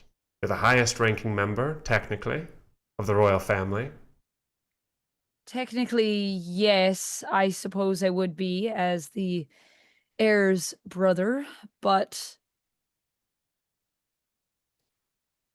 it's just But I've been very busy. I mean, my cousin, of course, requested you specifically, and so it is very hard for me to But of just important take you note back. for you, your cousin is not the highest ranking member of the royal family. It would only take a second's request.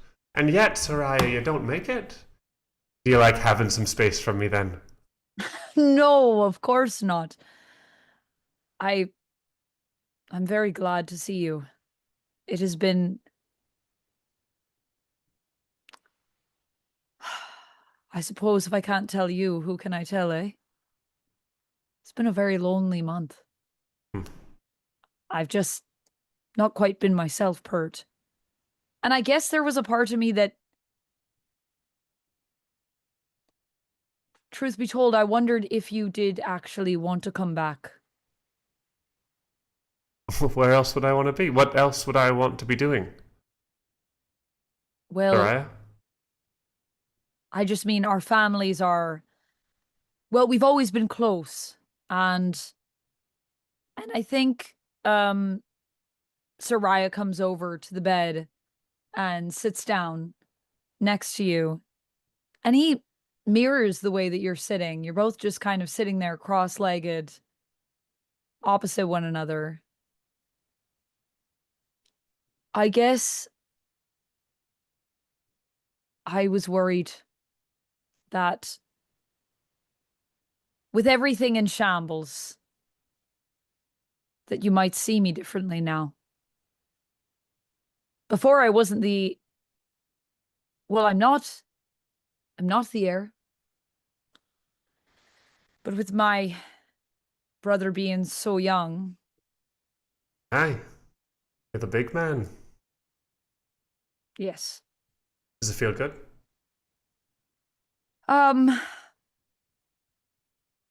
No. No, it doesn't. You know what they're saying out in the countryside, right? Can't wait so long for a wee child. Take the reins. I know. They don't trust you. Not legitimate heir. It was easier when that mattered less. You might have to do something about it. Make things right. And I think I would like to propose a closing offer. Can I do that? Sure, yeah, we're breaking the rules, but you can do it. Oh, what are we supposed to do? I'm supposed to do it, but you're cooler than me, so go for it. Oh, okay. Well, okay, I won't. I'll just do a thing, and then you tell me where you think this is going. I'm gonna make a. Are we supposed to be going back and forth with these questions still? No, the flow of this is like we field the vibe and we figure out where it ends. Set us up, and then it kind of takes us. We're in the middle of a long reunion question. I think that Soraya, I lean forward and put my hand on your face and say, yes, well, I've got nothing but time left for that, but this is something that feels a bit more rare. And I think he leans in to kiss you. Griffity shoves you back onto the bed and then leaps on top of you, and we cut to black. Cut to black. So that would be a continue with, I guess, stealing time together. I'm gonna say that we have the choice of not continuing into a game, and so I'm just gonna say that we're just gonna. So one of the options is like we talk for long hours, but that's great. Yeah. Yeah, that's basically what our scene became. Yeah, that's right. We could have played that game, but I feel like let's continue on. Cool. Sounds good. Yeah, that's a good scene. There's something that happens with cards. Man, I lost my page. Is anybody still there? I think we get cards. I Um, think Whatever you we choose, you and your counterpart each draw a card, and the Okay. reunion ends. Let's draw a card. Okay. Oh, I see. So we'll talk comfortably. Talk. Oh, yeah, I think we definitely talked comfortably for many hours. Yeah, that's fair. Mhm. And some other things. But there was probably also lots of talking Yeah. between these two. Okay, and then Amanda, it's your turn immediately. It's true. Yes, let me grab a card here for Soraya. And I think I'd like to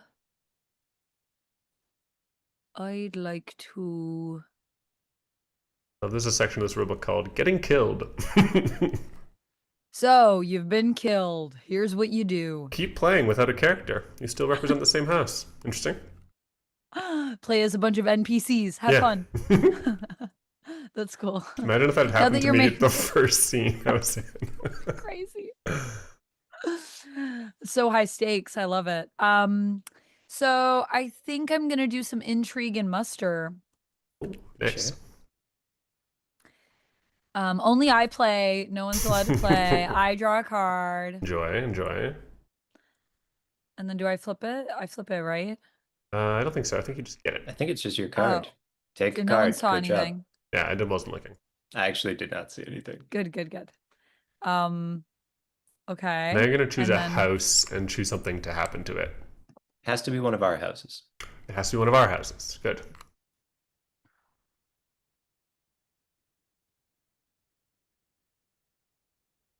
But not your house. Sorry, to be clear. Yeah, Amanda. it's not my Yeah. house.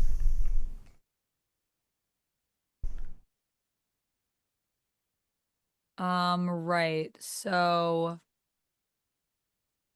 I just choose a house. And then something happens. And then something from their list. Oh, I see. Yes. I was like, are there lists or do I have to make it up? I was like, did you guys just make that up? That was so fast. Fortunately, no. No, there is a list. Okay. There is a list. We have a House Lunest list and a House Oak list. Yeah, so I'm gonna do something to House Lunest. Okay. Hit me. What's gonna happen? What's gonna happen? There is apparently a faction in this game called the Untamed Clans, according to this list. Got some wildlings. Did I just miss that one? I don't. It's remember I that think one it's at it's all. like a non-player I clan. think- I think. House Yeah. Lunest establishes a new stronghold at Risevar. Or Risevar? How do you guys want to say that? Risever? Risever? You're the first Risevar? one to have ever said it, so you can. Risevar? Yeah. I What do you like like? Resever.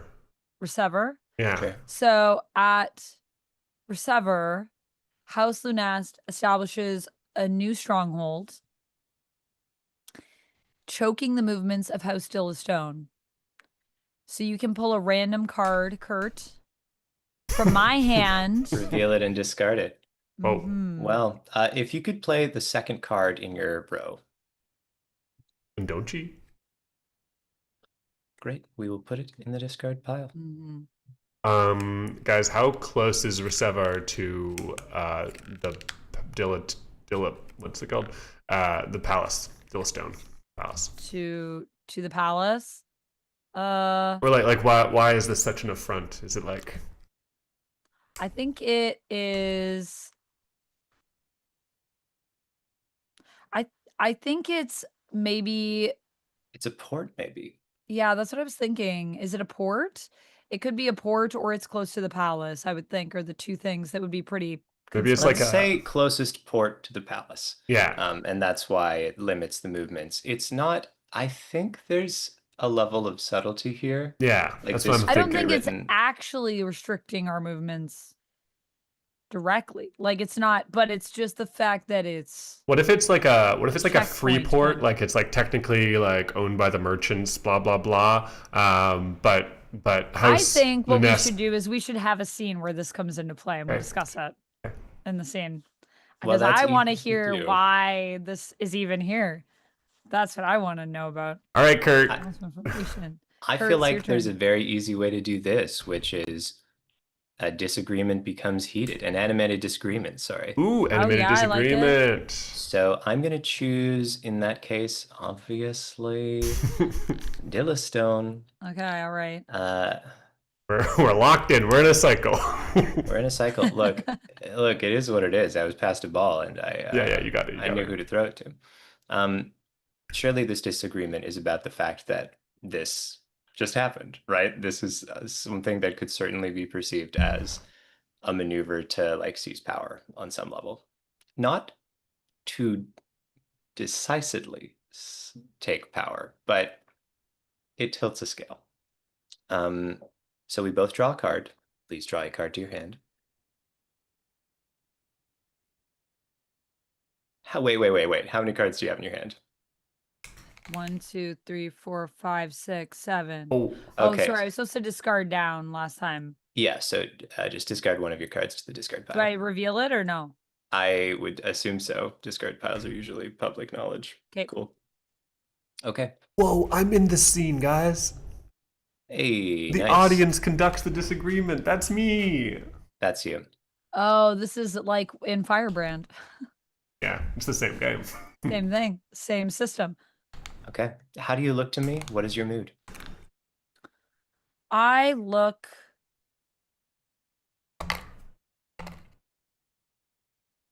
calm. I look pretty calm, actually, going into this. Once again, there's a little bit of just a kind of removed sense that you get from Soraya. He's present with you, but he's probably more present with you than he's ever been in this moment. Did you initiate say this that. conversation? I don't know. Do you think I initiated this conversation? It's your scene? Or do you think you started it? I think last time I started it, so maybe it makes more sense if that is reversed for this one. Because Sure. Well, I mean, I invited you to dinner, but right. I may have summoned you I think maybe again. I wouldn't raise this, I don't think. No. I think it would be uncouth. Right. But that doesn't mean I wasn't prepared. You know what's uncouth? Creating a kind of a base near Risavar. That's Ask pretty me- uncouth. Ask me how I look to you and what your mood is. How do you look to me and what be your mood? I think more broody than normal because there's a level on which I know that this can't necessarily be smoothed over. We have a fundamental difference in what we want, and an inability to align that is a challenge. Physically, how do I look? I think my hair is a little messier than usual. There's places that it looks a little wild today. I think that Soraya's mood affects his appearance in the opposite way, and he probably looks more put together than you've ever seen him. He looks quite professional, and his hair is kind of swept up into a bit of a ponytail for today. Oh, question. Hmm? Has your personal guard changed? Has my personal guard changed? No, it's not. Okay. Okay. No. Well, the audience conducts this disagreement. Can you guys give me any context about where this disagreement is happening?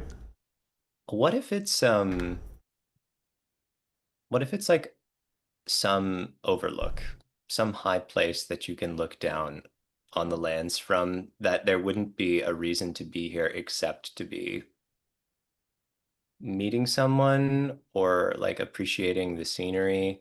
I think maybe I have my loot here and I've been quietly plucking. So then this is a private conversation. Unless you think it shouldn't be. No, I think that's fine. The audience can be metaphorical. Yeah, I wasn't sure what we would prefer. Otherwise, like, a classic setup could be that the other houses, like, representatives are here in court or something. But I like the idea of a private meeting. That's kind of cool. Amanda, you're good with that? I'm good with that. Okay. It says you and your opponent each state your position. I don't know. Yeah. No, I think that makes sense. Yeah. I just want to know why. Why I- this moment? Might benefit if you have a specific like opinion to bring into this, because you will have to argue points. I feel that you shouldn't be doing this, as it places tension on our relationship. Ooh, Okay. I like the personal level to that. Yes. My position is that this is beyond my control. Ah, interesting. Interesting. You have to agree to stakes. You have the choice of the winner gets to draw a card, the loser must discard their highest card. Neither thing happens, no stakes, or both things happen, most stakes. Both things happen. Why not? Full stakes. Full stakes. Good for you, Full Amanda? stakes. Yeah, Yeah? 100%. Okay. Then we've agreed. During the discussion, anyone can ask for details of the setting, occasion, and circumstances. I will take turns with myself, posing challenges to the position holders. Both of you must answer each challenge. I'll decide who goes first. Then I will award 1 point to whoever I think gave the best answer. I can cut you off if you're going too long, and award a point to your opponent, or I can just ask you to kindly wrap up. And after 3 challenges, whoever has the most will win. Great. Okay. I feel like the more I read of this, I feel like maybe there's a level on which it would benefit from having a non-metaphorical audience. Yeah. We Well, could it be could in. be that we are in like kind of the hall of the castle. I this liked that it is- was implied to be kind of outside-ish. Could we be in like A courtyard? courtyard? Yep. Yeah, maybe like it's that. like dusky. People are here for leisure or to wind down, and it's not the energy that. I think it could just be various people from the court that obviously also stay in the palace. That's why they call So- it the courtyard. We're not having a private conversation. There are people We're around. having a public conversation that people can hear us. Okay. Yes. Yes, that makes sense to me. Okay. And I think that I have come to you while, like you said, you're playing and you're just there, maybe. Maybe I came unannounced. I like that. Yeah, that makes sense to Right. me. Okay. I'm going to issue a challenge. I can ask each of you to explain how your position carries the weight of tradition, law, and social order. How does your position align with these things? I will ask Soraya to begin, as you interrupted Bard's playing. I thought that we were seeing things on the same level. And now I find out that you've decided to move into Rysafar without even talking to me first? Do you know how insulting this is? Do you know how this looks when people come to me and tell me this news and I wasn't aware? As someone who is supposed to be helping to run this place, and I have a million things that I'm working on right now.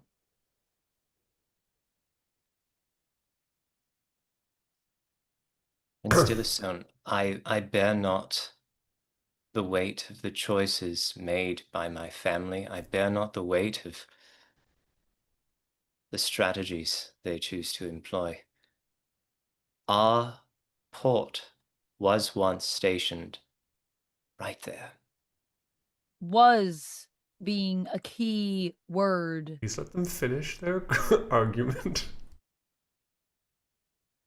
And as the moon now crests in the sky, you understand that cycles change, and needs change, and everything that moves and guides us from today to the morrow will change. We may not wish to be at odds with each other. Certainly I wish not to be at odds with you. But it is not my stake to place, nor yours to refute.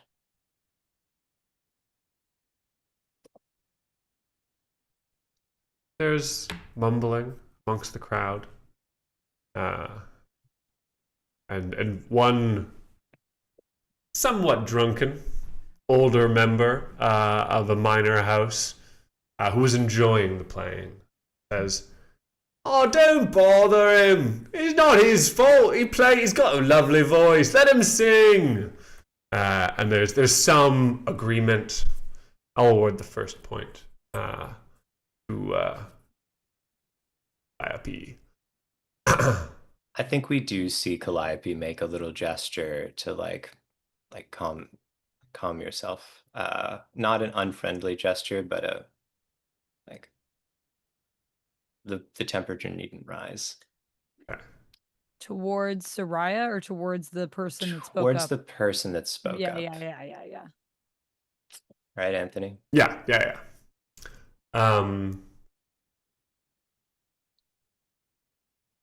I think there's actually a priestess here in the courtyard, and watching quite patiently, quietly, and she approaches softly. She bows to Soraya, and then turns to Calliope. Has your family come because of the arrival of the high priestesses? Is this the will of the gods? Please explain how your position best serves the will of the gods. Calliope will begin. The will of the gods is not mine to say, but it is my understanding, year after year, season after season, the God's will is carried forward. And God's will is carried forward by those who can bring forth what he desires. It is my belief, Resh, my homeland, is prepared to make a unified will for the people and through God's eyes. I cannot speak to the beliefs of Prince Dillystone, nor can I speak for the universality of what you ask, but in my eyes, yes. I think there's some nervous shuffling now in the crowd at this talk of union, and the priestess's eyes turn to you, Soraya. My dear priestess. And Soraya takes a deep bow, as is customary. While he has his head lowered, he speaks. The gods do serve all of us. They watch out for every one of us in this kingdom and beyond. That's what I know. I am not one to speak their will. All I can say is that the gods inspire every move I make to try to protect and care for my people. This is not something that I wanted. This is not something I ever sought out. But I'm trying, and I'm doing my best because I believe that this is a destiny I was made for, despite being someone who never sought to rule. And after speaking, he raises his head just slightly to look up and catch the priestess's eyes, waiting for permission to get up. He smiles. I know of your piousness, Soraya. I believe God's will is in your heart. Nods to both of you. Heads off towards the temple. Second point to Soraya. And we enter our third and final round. I want this done perhaps somewhat subtly. It doesn't have to be chaotic. But please threaten to go to war over your difference in opinion. This one has special rules. You should answer in character, but then you'll show us your highest valued club. And whichever of you has the highest club, highest power, you have the better answer. Highest club? Yeah, in your hand, like a card with a club, yeah. Okay. And I need to say who's going to go first. I think flow of conversation, I feel like it is Soraya who needs to press this.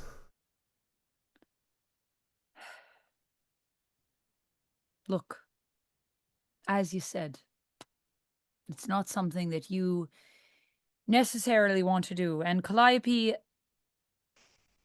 I want to believe that. There's a part of me that doesn't even want to come here and talk about any of this, if truth be told.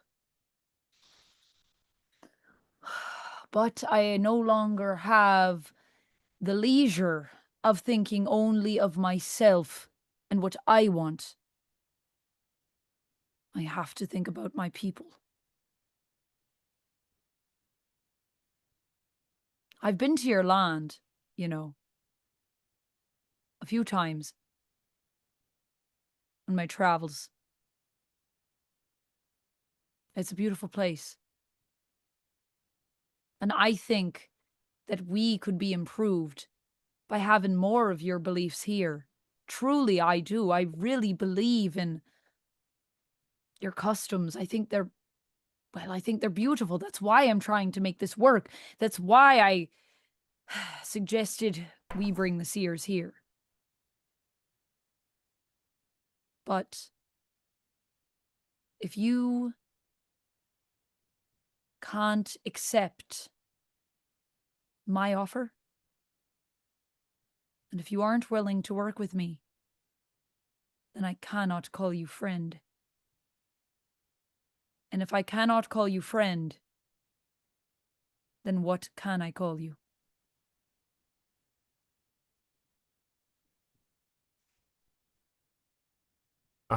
Let's say for maximum excitement. I think that Soraya's also moved like right up to Calliope. And now this conversation, if anyone's listening, they're going to have to be like leaning in to hear it because it's getting intimate.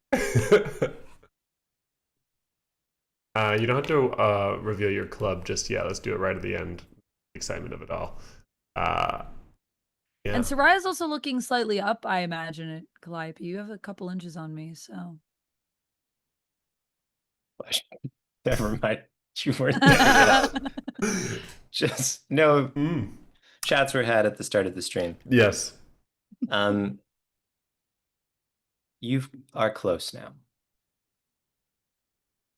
But Calliope moves even closer. Oh. You can feel his beard brushing against the skin of your cheek, his breath by the shell of your ear. He says, "If you cannot call me friend,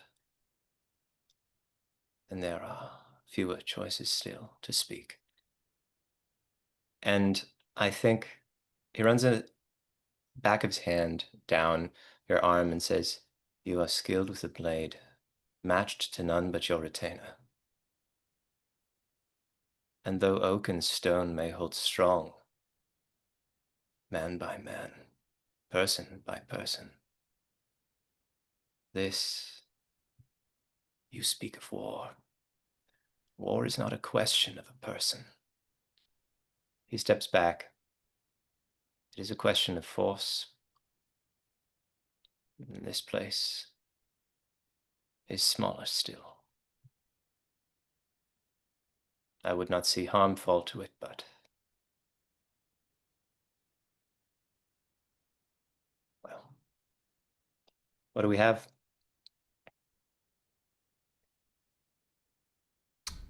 Got their cards out, folks. Oh! It's a 9 and an 8, but I don't know who belongs to whose. Whose is it? I'm played the 8. 9. Soraya played the 9. By one club difference, Soraya wins the round. His military force, his power just a bit stronger. It's quite a big military force, let me tell you.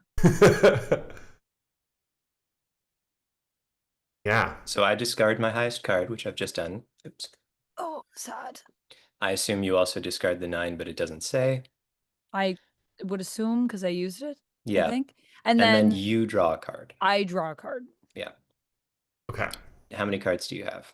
I have 6, so I have to discard one. Yeah. So here we go. Great. Okay. Fun.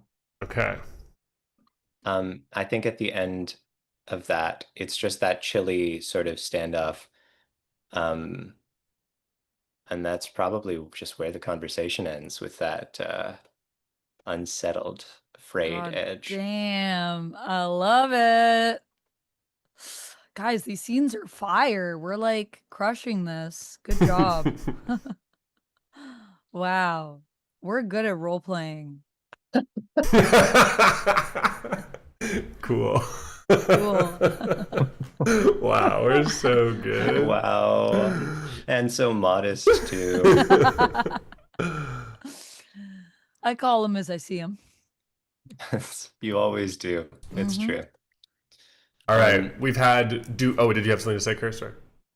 Oh, just that I think it's me next, is it not? No, I did that. I think it's me. I think that was It's you. You replying to an obvious setup from Amanda.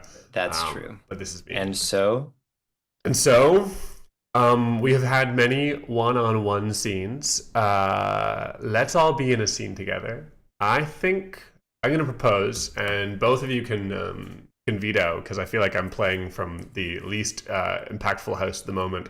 I'm imagining, Amanda, maybe House Dillistone throws...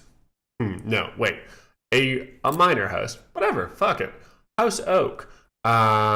Seeing the tension that is currently on the continent.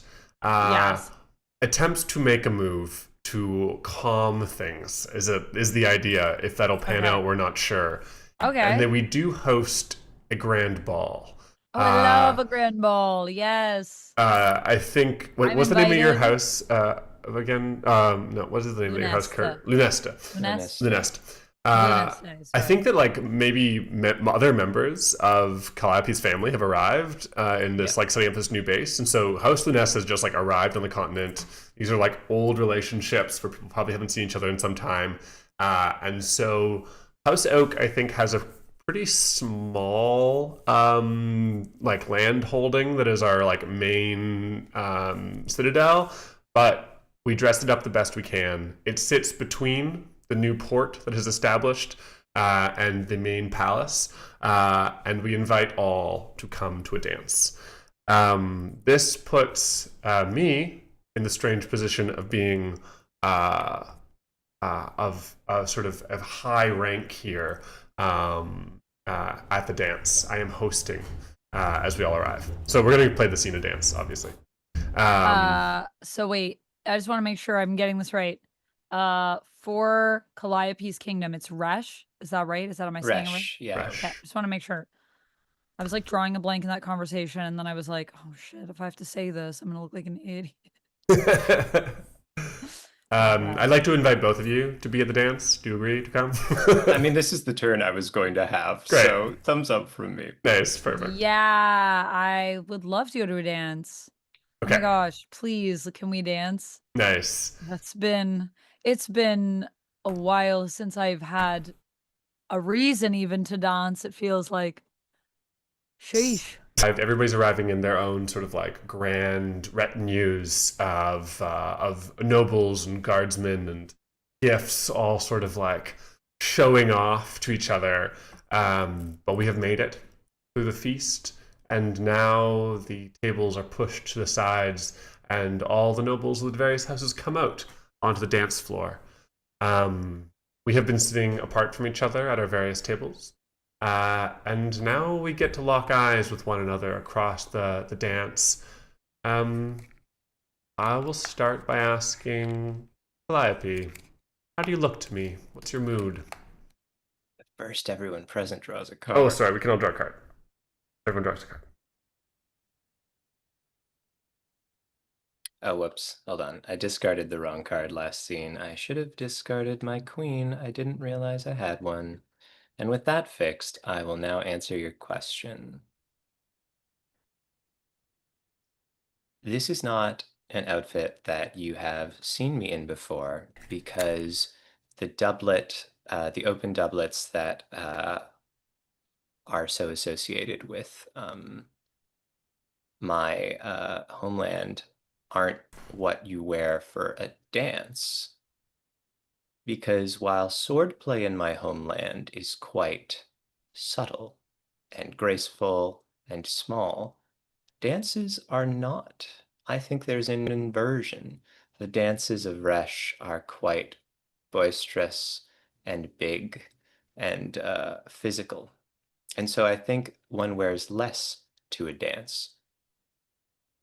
Certainly you see more of the ink that crosses my body than you ever have before. This wouldn't be considered indecent, but it would be considered daring in your culture. I look a little tired, but not unhappy to be here. I've chosen to be here, but things have been a lot lately. Cool. Hey, how do you look to me? What is your mood? I'm going back to you. Ah. Okay. It's like me. Um. Sorry, I'm just looking up outfit inspo Nice. for what I'm wearing. Perifty is wearing a outfit, again the traditional conic flowing dress with just slits cut out for the arms to escape from the cone of fabric, but this time not fabric but a thin mesh of chainmail. Armor isn't used for practical purposes, but the art of interweaving thin metal is used for decoration. The fine mesh is all that she wears as she swirls across the dance floor. It is heavy, but that's what it requires. It's so impressive to have the strength to dance underneath the metal. Her eye makeup is streaks of black down her cheeks, and she is her most regal that anyone's ever seen her. She loves to play the role of loyal guard, dressed in practical clothing. But here she wears the traditional dress of House Oak, which rarely comes out. This is a sort of display of luxuriousness, of regality that is almost an affront to the sort of the traditions of this land. Her mood seems triumphant and coquettish. She knows that for a moment she's the main character. All have come to her house, each house in such disarray that for a moment, Oak can be the center of it all. And over to you, Soraya. Look to me. Your mood. So are you wearing like the chainmail? Is it kind of a silver color or is it black like your makeup? I'm gonna say it's bronzish, actually. Bronzish. All right. So Soraya comes to the party. He is wearing a doublet that is fully done up. And it has kind of a slim build to his look. So he's looking quite contained, but his clothes are quite form-fitting, so there's not much left to the imagination. And well, while normally in the tradition you would wear something a bit more loose, he is trying to also show a little bit of honor to the Luneste house. Not quite dressed as down, but just a little bit more to the eye that you can see. But his wings that he wears, he comes in bronze wings inlaid with jewels, and the color of his outfit is red, white, and bronze. A combination, a mix of colors of his house and the oak house. And of course, the pure white of, well, that's for the gods. He typically likes to wear a little bit of white, I think, in his outfits. Just a splash here and there, because he is a man of color. And he's a bit flamboyant in the way that he dresses. He is bedecked in so many jewels. My goodness, you've never seen so many jewels on a person before. He's not wearing a crown, but I want to say that he's wearing kind of like a circlet of chain Interesting. around his head. Hmm? That's just Peaky. kind of laying over his hair, which is down and is extra curly today. I don't know how he did that. No one ever knows how he does that. His hair secrets are coveted. Before the dance begins. Oh, I guess I should speak to my mood. Oh Sorry, yeah, I what's so- your mood like? I was so obsessed with the clothes. You really designed it. I really did. Oh, I wanted to say he's wearing bronze shoes too. Ooh, Is that crazy? With like a little heel on them. cute. And he is a playful, he's in good spirits. He's in good spirits. He's more relaxed than you've seen him in a while, I think. He's gonna Great. let his hair down. Okay, nice. Literally. Interesting. Cool. Not what I Yeah. expected. Yeah. Before the dance begins, Perfidy, standing on her slightly raised dais, invites people to dance. It's a pleasure to have you all here in my hall. House Oak. It's always been the house, fields, the trees, and those who work with their hands. In this moment of chaos upon our lands, things are changing. And where what we used to rely on is no longer there, and new visitors make our land anew. It's an important moment for the people to speak up, say they want protect themselves in the chaos. Cannot rely on warring powers to steal what they have built kindly. And it is to this spirit of togetherness, of freedom, which I hope we can dance to today, for all to control their futures. Now let us dance. And Perfidy leaps down from the dais and begins to spin. This round is going to work. Each of us is going to get to ask 2 questions in total as we swirl around each other in the dance. You can choose who the questions are to, depending on who you're dancing with. And once we have asked 2 questions each, the dance will end. What happens with the cards? What does it do? They'll be shuffled and then dealt out once more. Where did they come from? Oh, take the highest card from your hand and show it. Yeah. Okay. Highest cards. I have a Jack of Hearts. I have a 9 of spades. What's the order? Ace In is this high. game, diamonds, then spades, then Oh. hearts, then clubs. It changes from Diamonds, game to game, though. spades, hearts, clubs. Yeah. Okay, so whatever I have that's the highest diamond, I have to show it? It It's goes the by highest number. card. Tiebreaker is suit. So it goes like Ace, King, Queen, Jack, 10. But if there's a Yeah, tie, but I then have to show my highest, right? So it would have Yes. to be diamonds is the best suit. so if you have 2 cards that Right, are the but- same Yeah. number or level, like if you're 2 kings, then you show the King of Diamonds versus spades. But you should show just the highest value of card you have. Yes. Oh, like that. Just the highest card in the game. Ace of Diamonds, Amanda reveals. Good. Exciting. Well, that's very fitting. Prince. Only makes sense. So we will now, those cards are all going to be combined together. We will deal them back out again at the end. I think Yeah. randomly. Crazy. Okay. All right. Let us begin. All the questions that you can ask each other are on page 13 as the low wind instruments begin to fill the entire hall with a rumbling and then a chirping of flutes. As the player of the lowest card, Oh, I go first. Excellent. Perfect. Thank you. I think I can't not ask this question. One of the first dances, so soon after your speech, that was so about my family's actions. We find ourselves dancing together. Your mouth is close to my ear. What do you say?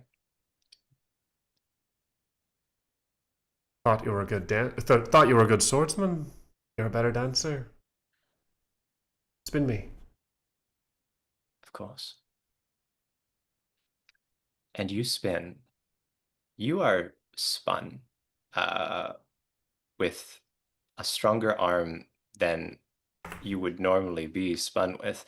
And if you were not a good dancer in turn, I think it could have injured you. But it doesn't. And oh, you spin. Great. To you.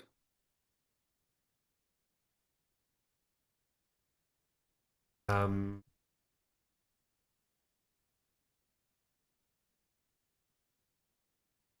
I'm spinning and then I spin back into you, Calliope.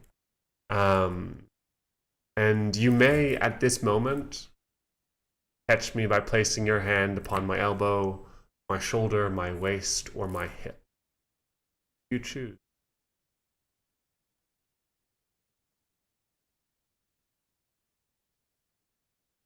Hip. I think I choose hip. Say anything?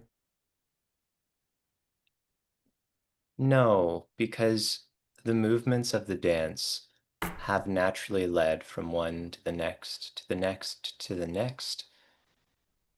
And from where I hail, it would not be strange to be picked up into a continuation of the sort of spins that we've done before. Lifting by the hip might not be what's done here, though. See, I think it is a striking move. And as you spin me up above your shoulders, the brass catches the air. I think all for a moment look out of the corner of their eye in their own dance. And Soraya, at the far end of the dance floor, those who are close, the gossipers, the court experts, they catch your eye. Check your reaction. I give them a little nod and a smile. Nothing amiss here for Soraya. Nothing I haven't seen before. I watch the both of you dancing with nothing but admiration from what you can see on my face.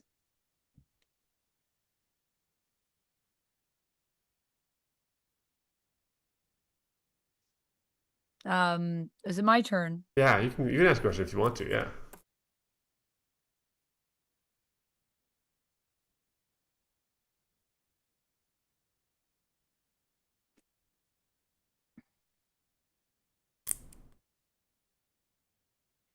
I think that Soraya makes his way onto the dance floor after he finishes his glass of wine, and he manages to get close to Pert. There's a moment in the dance that allows me to step close to you and linger very near.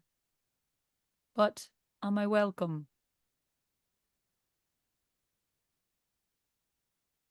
You are.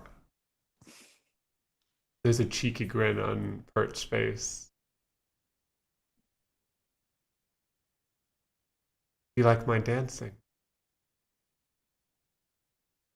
I must say, if it weren't for myself being one of the best dancers in the land, I would say that you would have to be the best. And honestly, I think if I'm deciding, I'd still give it to you. Such a charmer. And you liked my speech. I did. I thought it was very eye-opening. You always surprise me, Pert, and that's something that I admire about you. Well, don't hate me for saying it, but you're easy to surprise. Perhaps so, perhaps so. Um,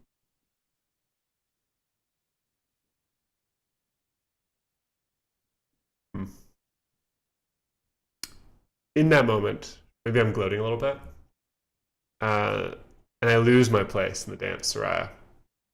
This great dancer, she's trying to have her moment, her day.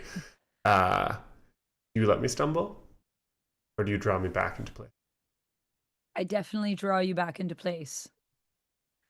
I think Soraya places both of his hands on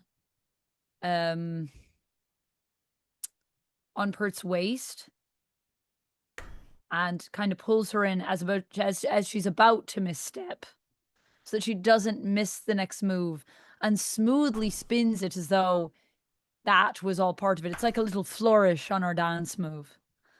Now, can't be seen letting you misstep there, missy. Mind your feet.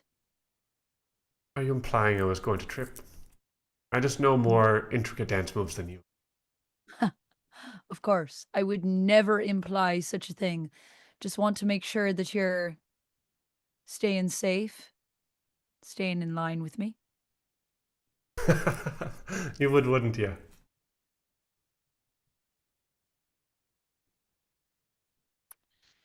Um,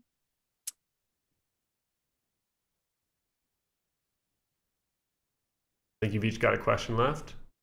We do. yeah. I have a thought if you're not sure, Amanda. Yeah, go for it.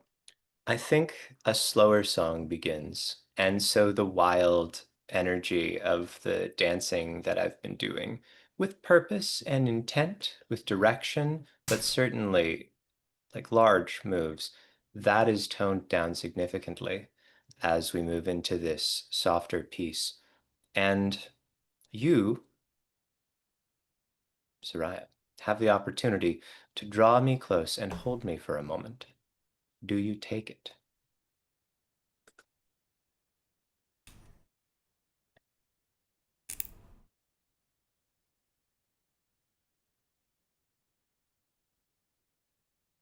Yes, I think I do take it.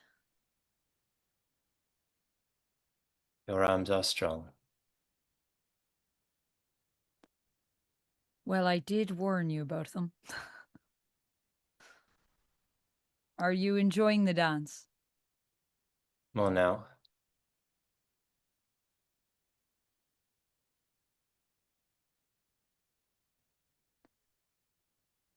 but there's a What are finality to it, isn't there? finality, you say? What is this finality you speak of? And I think Soraya gives you a little spin. And I spin. And when I turn around and find myself facing you again, I'm facing you quite closely. And I say, perhaps I simply speak too much. I think that will be that moment. Which leaves you with one more question. Final question.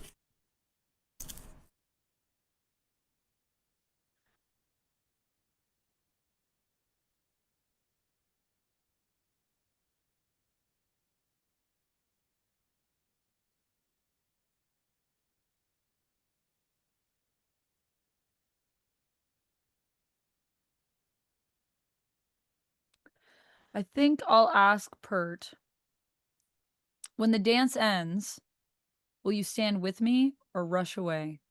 Sorry, when the dance ends, will you stand with me or will you rush away? Feel the weight of her shoulder push gently into your ribs as the final song ends, just gently putting her weight into yours. Then you see Calliope packing his things, talking with his courtiers, headed towards the door. All at once, the weight hurt, skitter across the floor, catches Calliope at the door. Discuss something. Both head out down the east.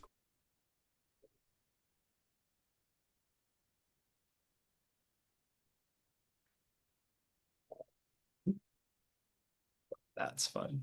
I see you've shuffled, Anthony, I have shuffled, so everybody can take a card from the top. and so I shall. Where did the ace of diamonds go? Who knows? I guess one of us knows. One of us does know. And the other ones know where it isn't. Okay, now is my turn. Makes it Amanda's turn. It's true.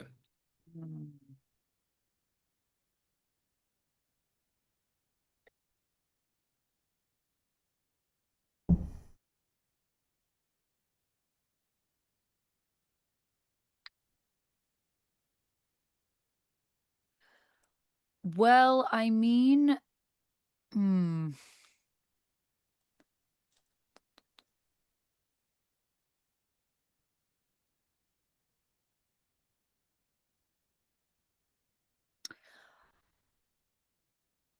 I think I'd like to do some trials by contest. Trials by contest is a complicated scene. There's a lot of Is it? options. It's very interesting. There's many different Okay. trials you can choose from. I was reading it and I was trying to imagine doing it, but then I was like, whoa, there's so many things. Wow, there is a lot. Let's do a trial. What is a trial by extremity?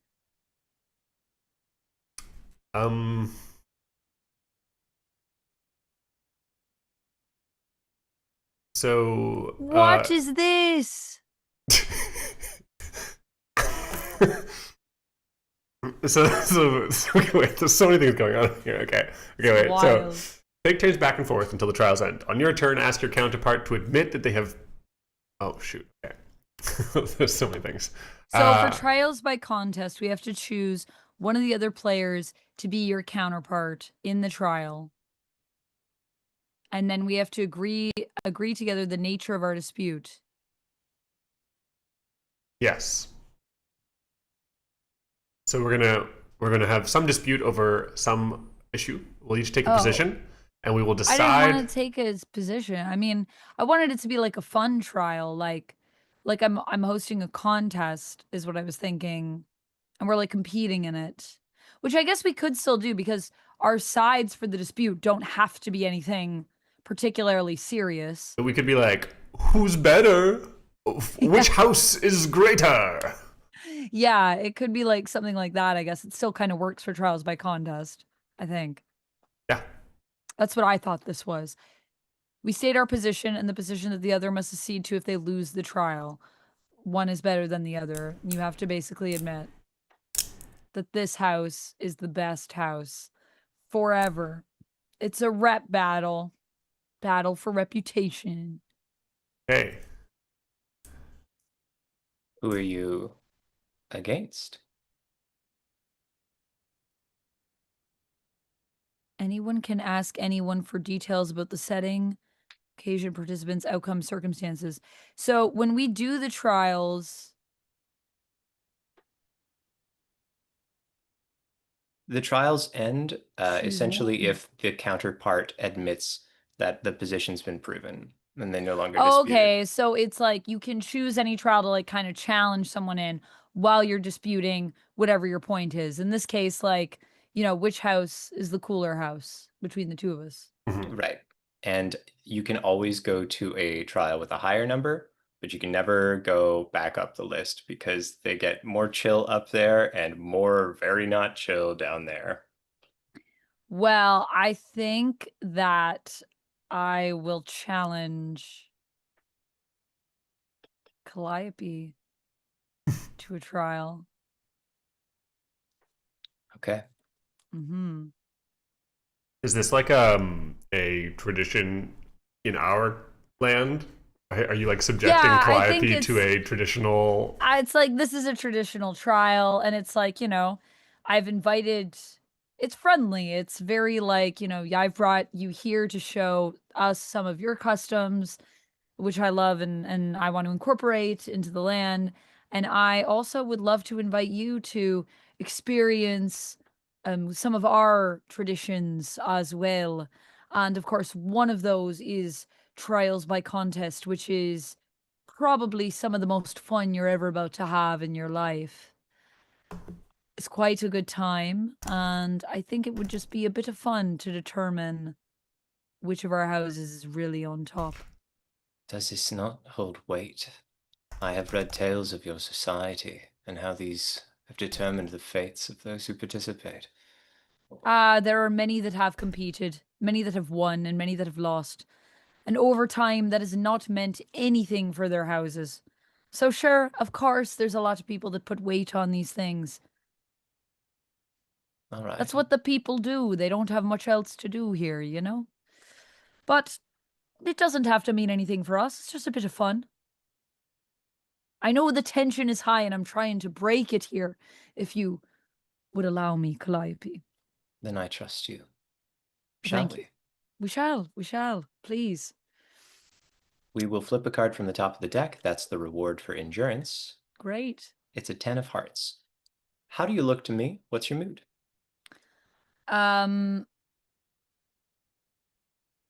Soraya looks fit. He's ready to compete. He looks quite smart. He's wearing like kind of light armor, like what he would wear into a battle, but it is a little bit more toned down. He doesn't have like a full helmet on, but he does have literally his guard up. Like he's wearing a neck protector. He's got like some light greaves on. Um he looks a little bit dastardly, I'd say.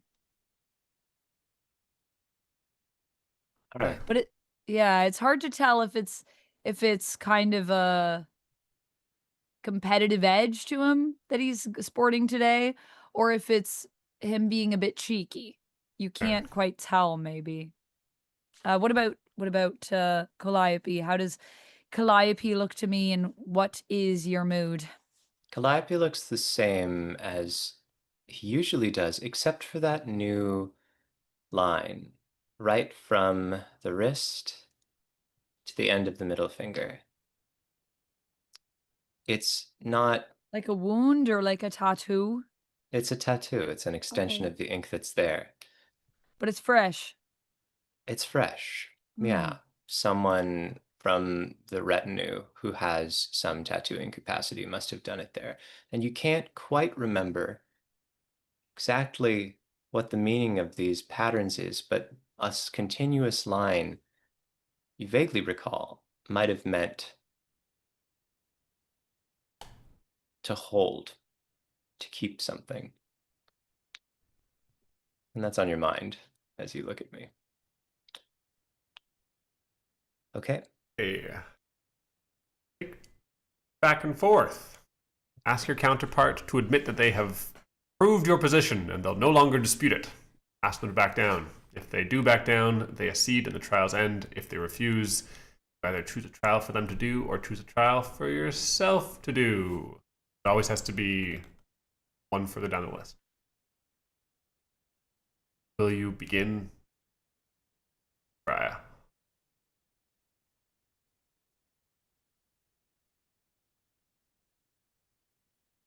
Calliope immediately accede that It has to start, doesn't it?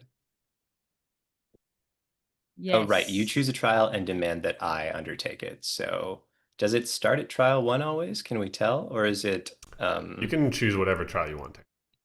All right, then Soraya must choose a trial to issue to me to do. Or choose a trial to submit yourself to. They could also do the trial Sorry. themselves. Yeah. So make your question, I suppose. Trials we have, for those in chat, are oath. You can swear some oath, like, I swear on my mother, or something like that. By Yeah. ordeal, like bathe in bugs or Uh, plunge into the icy sea. By feat, a feat of strength, endurance, or skill. Shoot an arrow so hard and true that it rings the bell in the tower. By ransom, a ransom of great wealth. Okay, so you offer up a large amount of wealth. By divination, by combat, and by extremity. And extremity is like torture, assassination, imprisonment, something quite extreme. yeah. Okay. What will it be?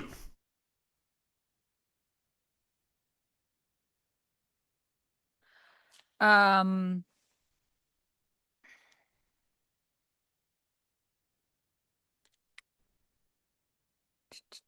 So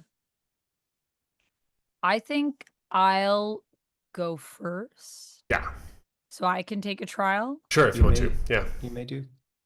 Okay. will you take? It does sound like I could fail on this first trial the way I'm playing it, Well, but we'll see. Okay, I think that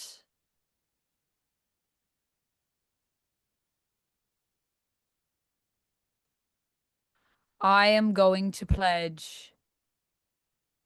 I'm going to do trial 2 by ordeal. okay. And I am going to say that to prove that House Stillestone is still one of the most, nay, the most graceful house of them all, I am going to do like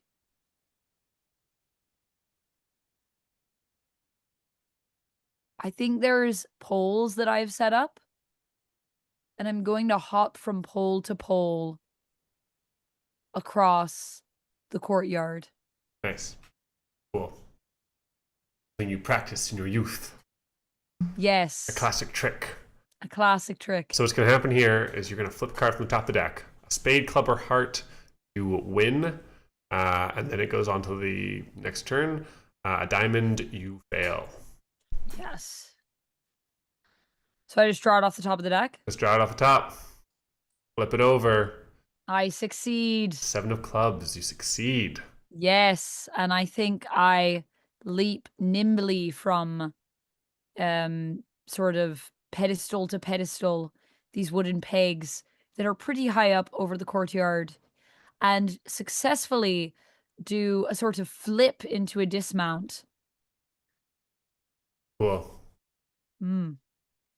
All right. Calliope, it is your turn. You can either, I guess, put yourself into an ordeal or force your opponent to do another one. and now is that ordeal or feat, I guess. Oh. I could not tell, but that's because I was reading the other trials. It was There's 7 of named them. to be an ordeal. Great, then it's an ordeal. Okay. I nod, respecting. I guess it is kind of a more of a It can be feat. an ordeal. It's fine. I think it would be quite an ordeal to crash into the pole. I think. Well, yeah, I was thinking more like it's an ordeal because you're putting, like, it's not fatal, but like if you fell, you probably like sprain your ankle or something like that. Yeah. So you could suffer from it. You hop from pole to pole, I do. and it proves your house's worth. It proves my house's grace. Yes. And what have I? Any feat? Any demonstration? that I will Anything have- that you like. There is a list and there are rules, of course. But yes, whatever you like. And of course, I went first so that you may go after. But if you like, You may always challenge me to something. I quite enjoy a good challenge, so I'll leave it up to you to decide. Um, Just Calliope stands there make it thinking. something fun, if you don't mind. Calliope looks across the yard, considering what would even be an appropriate response in this situation. And then he spies your sword laid by. He crouches down, picks it up, and then I'm imagining these poles arranged in kind of a semicircle. You've Ooh, hopped okay. Yeah, I across. like it. I like it. I draw the sword and attempt to cut them all down with a A single feat strike. of strength. A feat of strength, a feat Mm. of precision. Ooh. And so I will flip a card and see if Spade I've clubber accomplished. heart wins, diamond loses, you're the laughing stock. What do you got? It is a spade. Win. Perfect. Poles come tumbling down all at once, a great clatter. Cheers from the crowd. Admit that I've proved my position. You have hopped, and I have cut them down. Is this not the roles that we play? Well played, well played. Is this not the roles that we play? Well, there's You more to jump. it than that. I speak not of our game. You jump from hoop through hoop, and yet my family comes and cuts them down. I wish it I were not so. think the part that you're missing is that I'm still on my feet. So my hopping isn't quite done yet there, Calliope. What would you have us do then? Well, you have cut down my poles, so I guess I'll have to do something a little bit different for the next one. I suppose we are known as well in my house for having great honor. And I've always felt that when it comes to honor, I learned more from the people of this land than even my own family.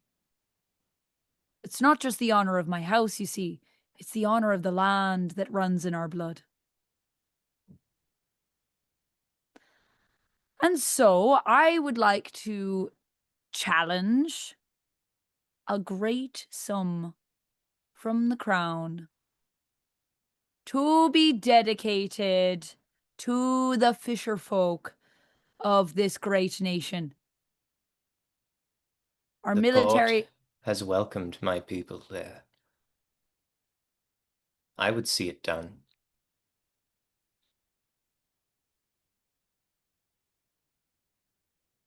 So this card comes from your hand. Yes. Great wealth. A sacrifice of great wealth. An ace or a face card. Yeah, so I meet the trial. Otherwise, that's just I will fail the drill. embarrassing. Ooh. Got Jack of Hearts. this card. I I would like to pledge my heart to the land. Something that it has taught me is to take care well of the people that take care of you. And who would we be if not for those who feed this great land? And Well, I'm imagining we're doing this and there are people watching. Like, I think there's I a think it's at the crowd for sure. palace. There's no question. So I don't know if it's just the court, but I think there might be, people that work in the palace that have also stopped to kind of watch this. And no one's like being like, "Hey, get back to work." They're like letting them chill and watch the competition. So there are some commoners Absolutely. here. Absolutely. Mhm. People are cheering. There's a crowd gathering. Mhm. Is that all you got? I think Soraya throws a wink to the lad that says that and tosses from his pockets a couple pieces of gold at the lad.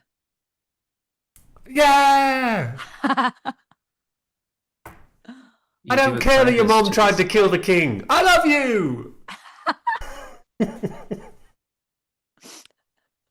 Even I think our brooding Calliope can't help but smile at that little exchange. But then his face turns serious again. He says, Mm. "There is one way to determine who bears the right to govern this land, who is stronger. Perhaps governance is beyond it, but we argue greatness, not rulership. And that is the divine. So then, make it clear to me." Are you I will. asking me to? Sorry. Yeah, sorry, that is what I'm going to do. Okay.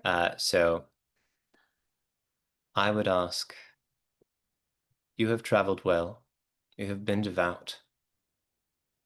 Come forth to my priestess here. See what she determines for you. Hmm. So I think a milky-eyed older woman approaches, said to be gifted with a different kind of sight. You are going to be flipping a card from the deck,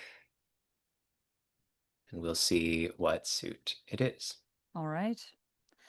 I think Soraya uh presents himself in the fashion of your people, and instead of lowering himself, he meets the priestess eye to eye. You can see that Calliope is impressed by the decorum, by the gesture. All right, good priestess. Tell me what you see. And I'll flip a card, and I guess we'll see what it is. It's hearts. Heart or a diamond, my gods, pronounce against you, and you must exceed. The trials end. Mm. Right, because it was your gods. I declared that it would be my gods, yes. Yes. Yeah.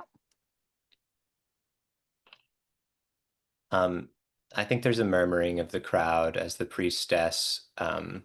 It involves a kind of a ritual of pointing. And you and I have sort of swapped positions and stood behind her, and she points in the direction that does not face to you. Mm. And I think there's a moment of almost regret, I think, on Calliope's face as he witnesses it, thinking whether or not it was fair. But these are his people's ways, so it was what had to be done. The crowd, I think, is not as impressed as if this had gone to combat or something more thrilling yet, but a simple moment was all you asked. So my understanding is that our discards go, and then I draw the card that was placed as stake? Question mark. I think Uh, so. I think. Oh, whoever met the last challenge, they choose the highest card from the reward cards and add it to their hand. Oh, but we were flipping a new reward card each time. So let's move aside our Discarded draws and cards? Okay. flips. And then I guess that was four. Well, I mean, we're not going to beat that, are We we? flipped an ace of spades as one of the reward Uh, cards. Right. So I take Kurt it, gets and it. Right. that's how that goes. So when they say who met the challenge, like who won the challenge? Yes. Okay. Yeah. That Which makes was sense. me. True. Um, Yeah, I I think Soraya doesn't take this necessarily poorly. I think he takes it in stride, and um basically as the crowd's kind of like, "Aw," because it didn't, like you said, it didn't get to combat. It ended with faith. He tries to get them to simmer down and says, "Oh, the will of the gods is some of the greatest stakes we could ever see. And if they don't favor me today, I must respect that. Don't worry, I'm sure there'll be more duels soon. But as you say that, I think there is a sensation in the crowd that there's certainly something soon, Mm. a decision.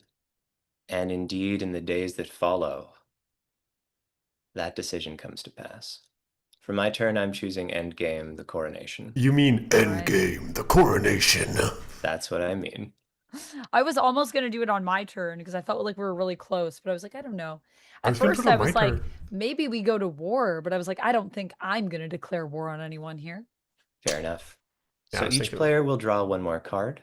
I Please do so prefer now. defensive position. And then do we need to discard down to 5? No, that happens at the end So of the wait, turn. we draw a card? Yeah. Yes. Yeah, you draw a card at the start of this game. Okay. Oh wait. Yeah. Okay, at the start of this round. Sorry, before we go into the coronation, do you mind if I quickly go to the bathroom? I've been holding it for like 30 minutes. No, go pee. Go, It's go, I've just go. been enjoying the game so much. While Amanda is absent, Jamie, I'll answer your question earlier. Jamie asked, why would they add torture to this game? Do these games get rated? And actually, behind the scenes, there's a lot of what are called safety mechanics in tabletop role-playing games. And I'll talk about that a little bit now. There's several schools of thought in how to approach content in tabletop role-playing games, but the most popular, the most widely accepted tends to be an open dialogue and a set of tools to help establish that everyone is or is not on the same page. There's a number of different ways to do this, and I'm going to walk you through a few of them. One of the best known is the X card. The X card is a card that sits in the center of the table and has an X on it. When the X card is touched, the piece of content that was just introduced to the game is vetoed. It's removed. You may have heard me in a previous stream at some point go X, and that's me saying, actually, let's not go there. Sometimes I say it when things aren't very serious and we're just chilling, but there could be a time when you say X because it's quite important to you in terms of your well-being to not explore that kind of content. You're not comfortable, or it has to do with something that you experienced that was challenging for you and you don't want to proceed through. That's really common, and most games, many games, refer to the X card. Hi, Kim Dog, by the way. Conversely, there's another tool called lines and veils. A line is something that you don't want to cross. It's a type of scene or content that you wouldn't feel comfortable exploring. And so at the start of the game, generally people might set out lines to say, I don't want to explore this. I don't want to explore this.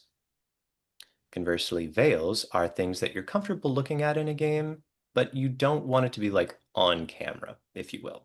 So earlier, Anthony actually said, I think we maybe fade to black at the end of the scene that was getting steamy between their two characters. Anthony was drawing a veil saying, okay, we've explored to a point of like this like fun, playful sexuality, but I don't think we need to go into like the nitty gritty of what happens between them in the bedroom. Finally, some games have content warnings, which you've probably encountered in other pieces of media. It's a sort of preparatory. If you don't want to encounter this kind of content, either avoid these pages or cards, or just like this game is, it's important that that's part of this game, so it might not be the right fit for you.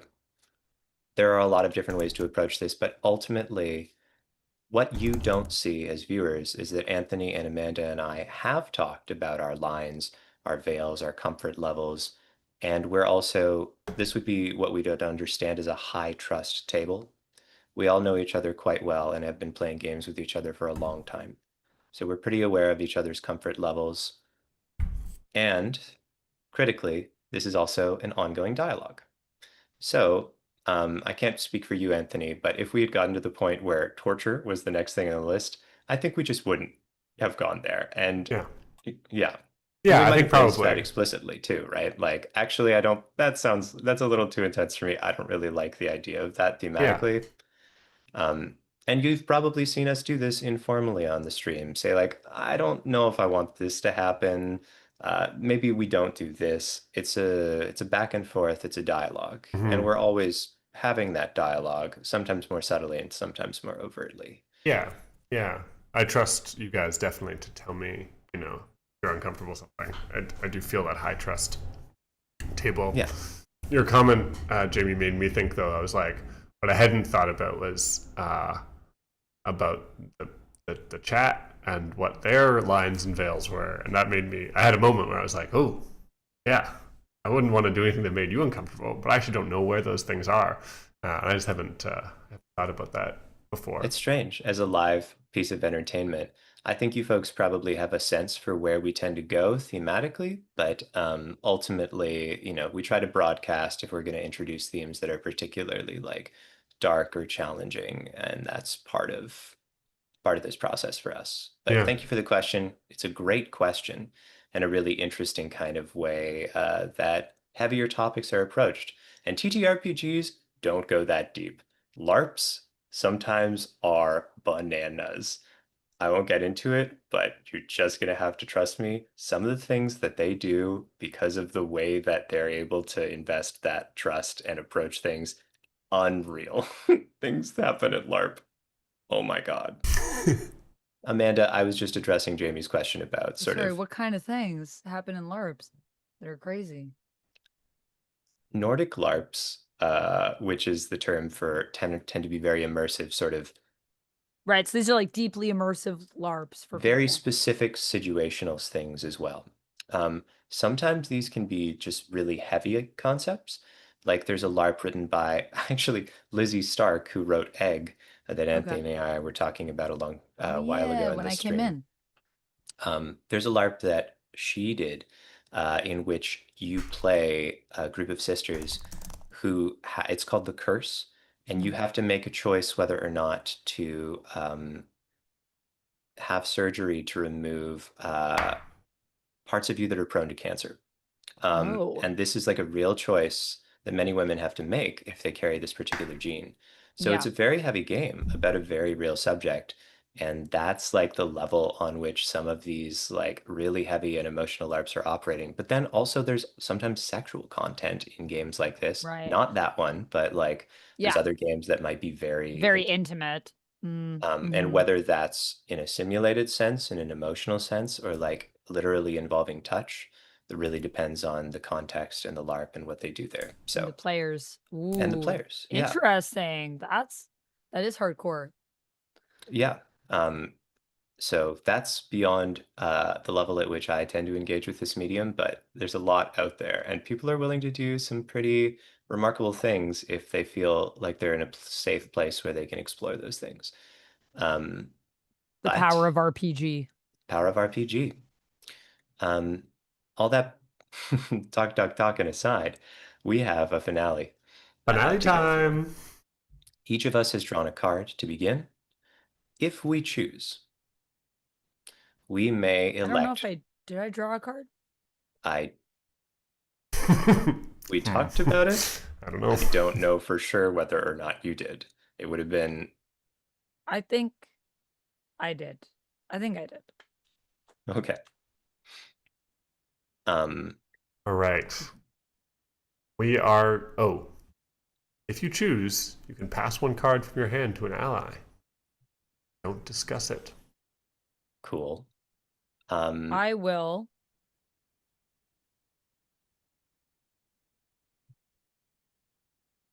That's How do we know where people's for. hands are? Oh, You would just say who you're passing this face down card to. okay. This is for Soraya. Oh, thank you. This is wait, how do I okay. This is for you, Pert. Thank you. Okay, there we go. And I shall not be doing so. I don't think he would. So, first we will reveal our hands. Uh, I think maybe just on level with your name and character, lay out all your cards. Okay. Oops. So I have, maybe for context, the things that we're looking for here. The player with the most face cards, including aces, is going to be the heir assumptant. The player with the most suits represented in their hand is going to become the house ascendant. And any player holding twos or jacks has in their hand doom cards, which they will be able to use. So, if people want to I'll read out note, some cards. what is on-screen celebration, folks? One of you programmed this. What does it mean? On screen That's not programmed. That's just a Twitch feature. Lord Monk has Ah. redeemed an on-screen celebration, which is something you can do with bits.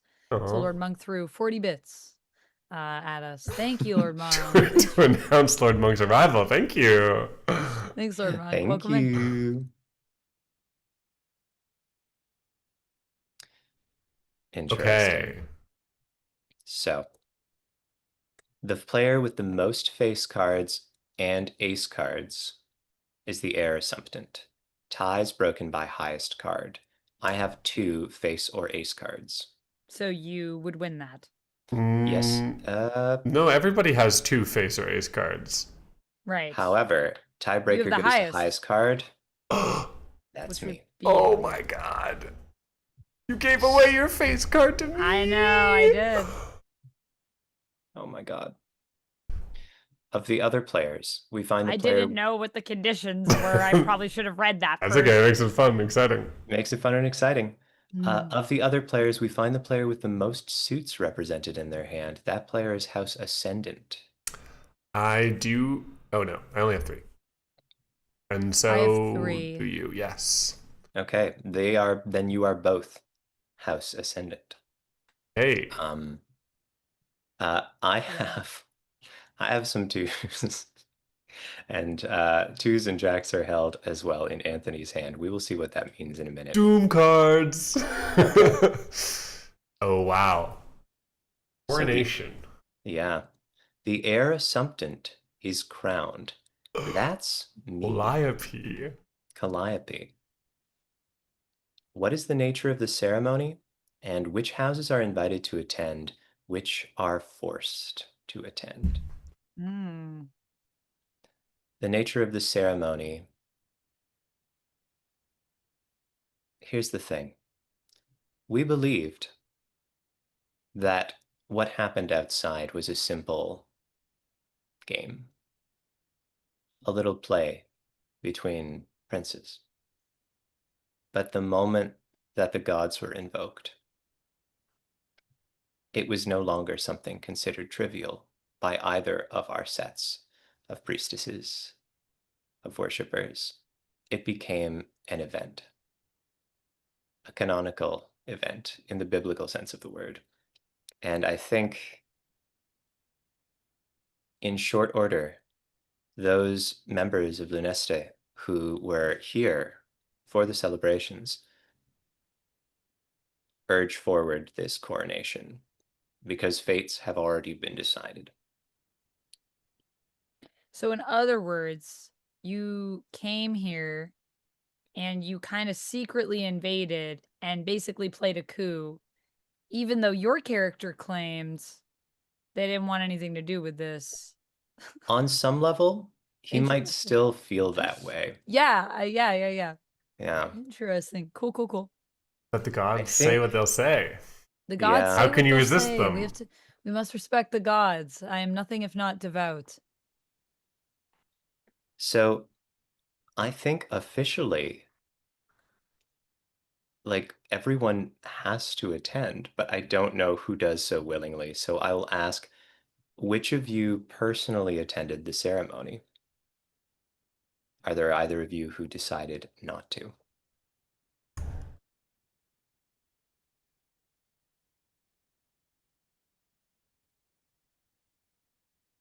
If it helps, I'll ask the questions that follow, which are directly tied in. Which of you personally supports the new crown? Which of you will personally fight or continue to fight against the new crown? Can I make an offer to Pert? I'm listening.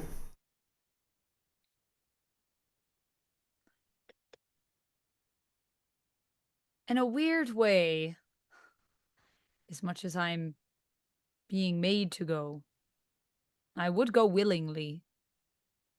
Because I never wanted this. I never wanted to create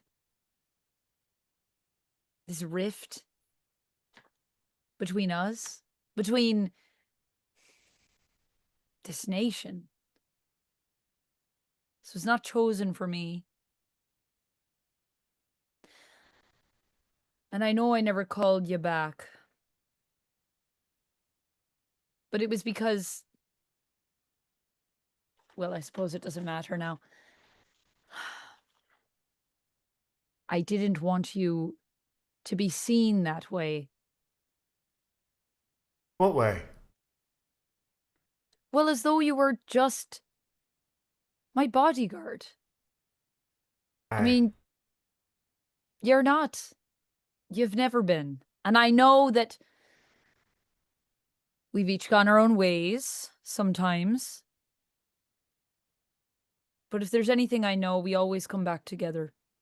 And I guess there was a part of me that was hoping I could keep you at a distance so that when the moment was right, we could unite the country. And perhaps that's foolish of me to not have made and taken more seriously Fresh, but if you'd still have me, let's say bullocks to this, yeah? Let's you and me get out of here. Leave. Yes. We could be free of all of this. And if you don't want to be free of all of this, I'd happily fight by your side if that's what you want. All I know is that I'm tired of hiding and pretending. I just want to be with you, Pert. That's all I've ever wanted. You never understood me. You want to just run? What about the people? Was rulership just a game to you? Or something fun to do until it wasn't anymore? No, it's a lot of work. And we're a small nation. But if you want to fight for it, I would gladly fight by your side. Even more of a reason that we should go. And then once we've built something up, we can come back and take it. As someone that's seen too much war, it's never something I've reached for. Nice, grand for you to say and all. It's my house that's always fought the wars. You just stood at the top of the command line. And we have an appetite for it. We don't know the people. They won't go easy. Good. You can choose your own way, Soraya. I don't want to stand beside somebody who hasn't chosen their place. Run if you want. But House Oak fights. Well, I wish you good luck then. And hopefully we meet again. I'll Luck, do what I Soraya. can for you out there. I won't be forgetting. And I'll bring back as many as I can after my travels. Back to you too. Nice to see you on the horizon. We're not going to need you. I hope not. I kiss Soraya one last time. And I think Soraya holds Pert just a few moments longer than would be customary She breaks before away. Oh, sorry. before he lets her go.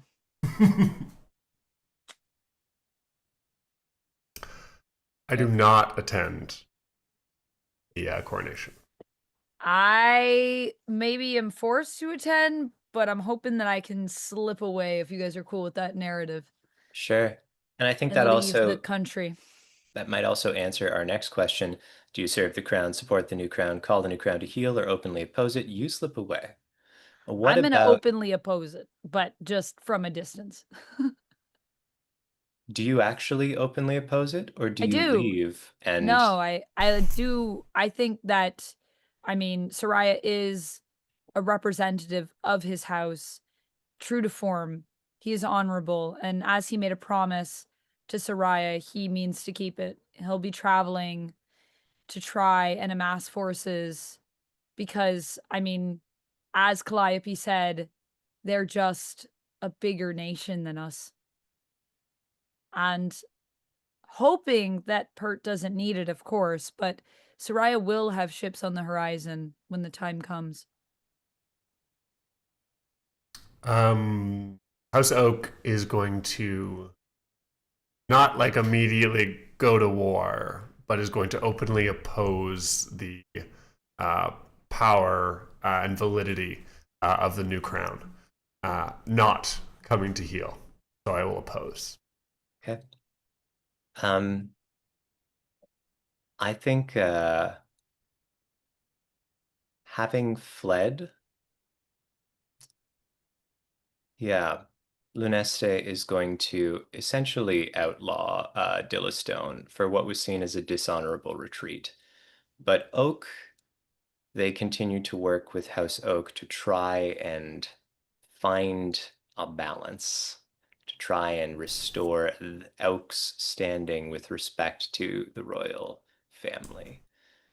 But Doom, also while trying to rule the country. yes, Yeah. yeah. We are Good trying to luck. pull them into line. But your family doesn't receive that same privilege. Now, here's the thing, okay? There are Doom cards. If you have a Doom card in your hand, which is a 2 or a Jack, you may choose to play it, play multiples, or you can discard it.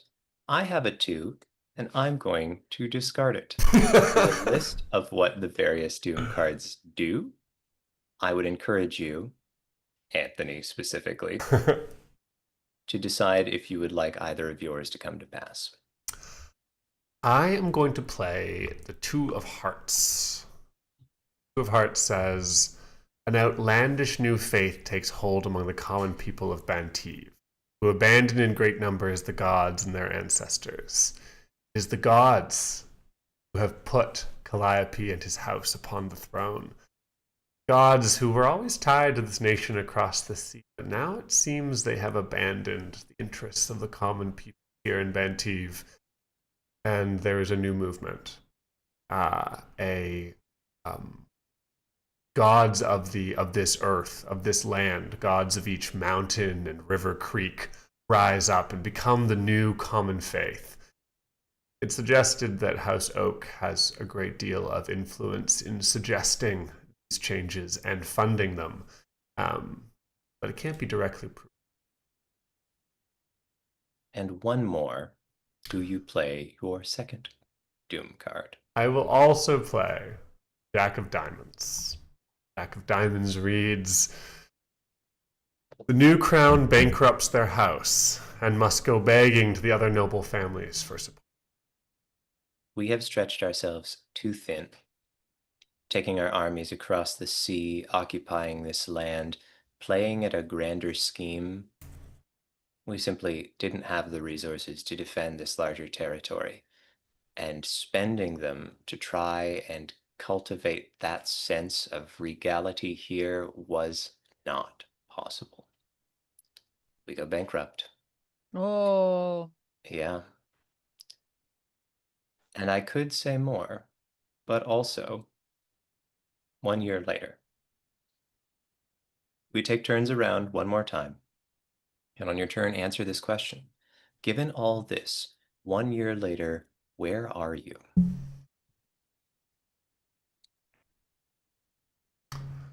I think who should go first? It's a good question. Because all these things depend on each other. I would suggest that maybe you or me, Kurt, go first. Okay. Maybe? Yeah, that makes sense.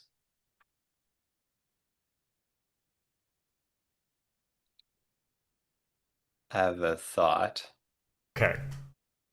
What if turning towards the long held coffers of House Oak. What if the only way to get where we need to be for Lunest to keep any kind of hold is for a noble marriage? I think so.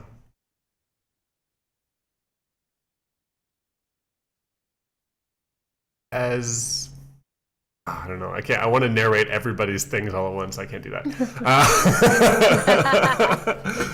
You can only narrate your own, Anthony. What are you doing here? Not what we're doing. What are you doing? A year I've later, started ours, so you can feel free to have some sway over mine. Okay, Don't okay. you dare tell Amanda her truth. a year later, it is only a week after a second coronation ceremony has taken place here in Bantiv, and Periphery, is sitting atop the throne of Bantiv, of this land. So many years, she stood behind it, just off to the left, watching over its royal inhabitants. A gentle servant, a loyal servant, the crown. Truly a loyal servant, country, Bantiv. Now continues her servitude the way that she's always imagined it, from atop.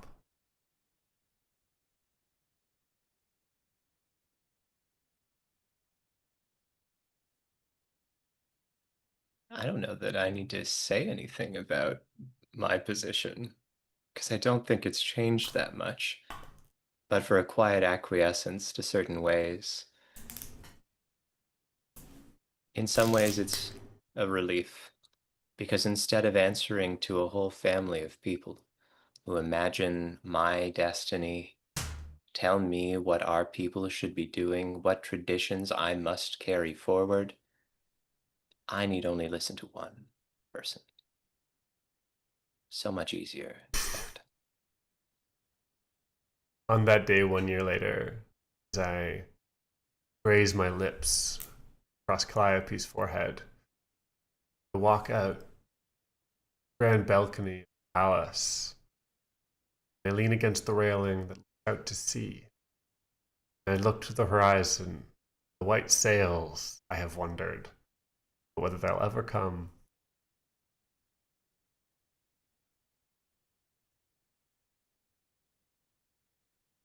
You see sails on the horizon. An immense amount of sails. So much so that initially you thought clouds were rolling in from a distance, and now you realize that the ships have come.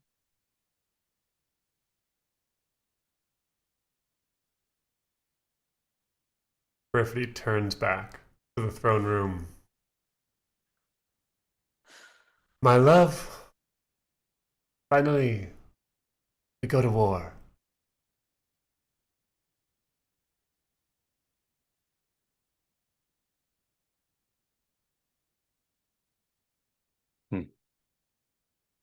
I think that's all there is to that story.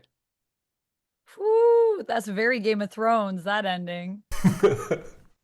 This woman telling me I'm gonna fight the fight. By that I mean I'm gonna marry this person.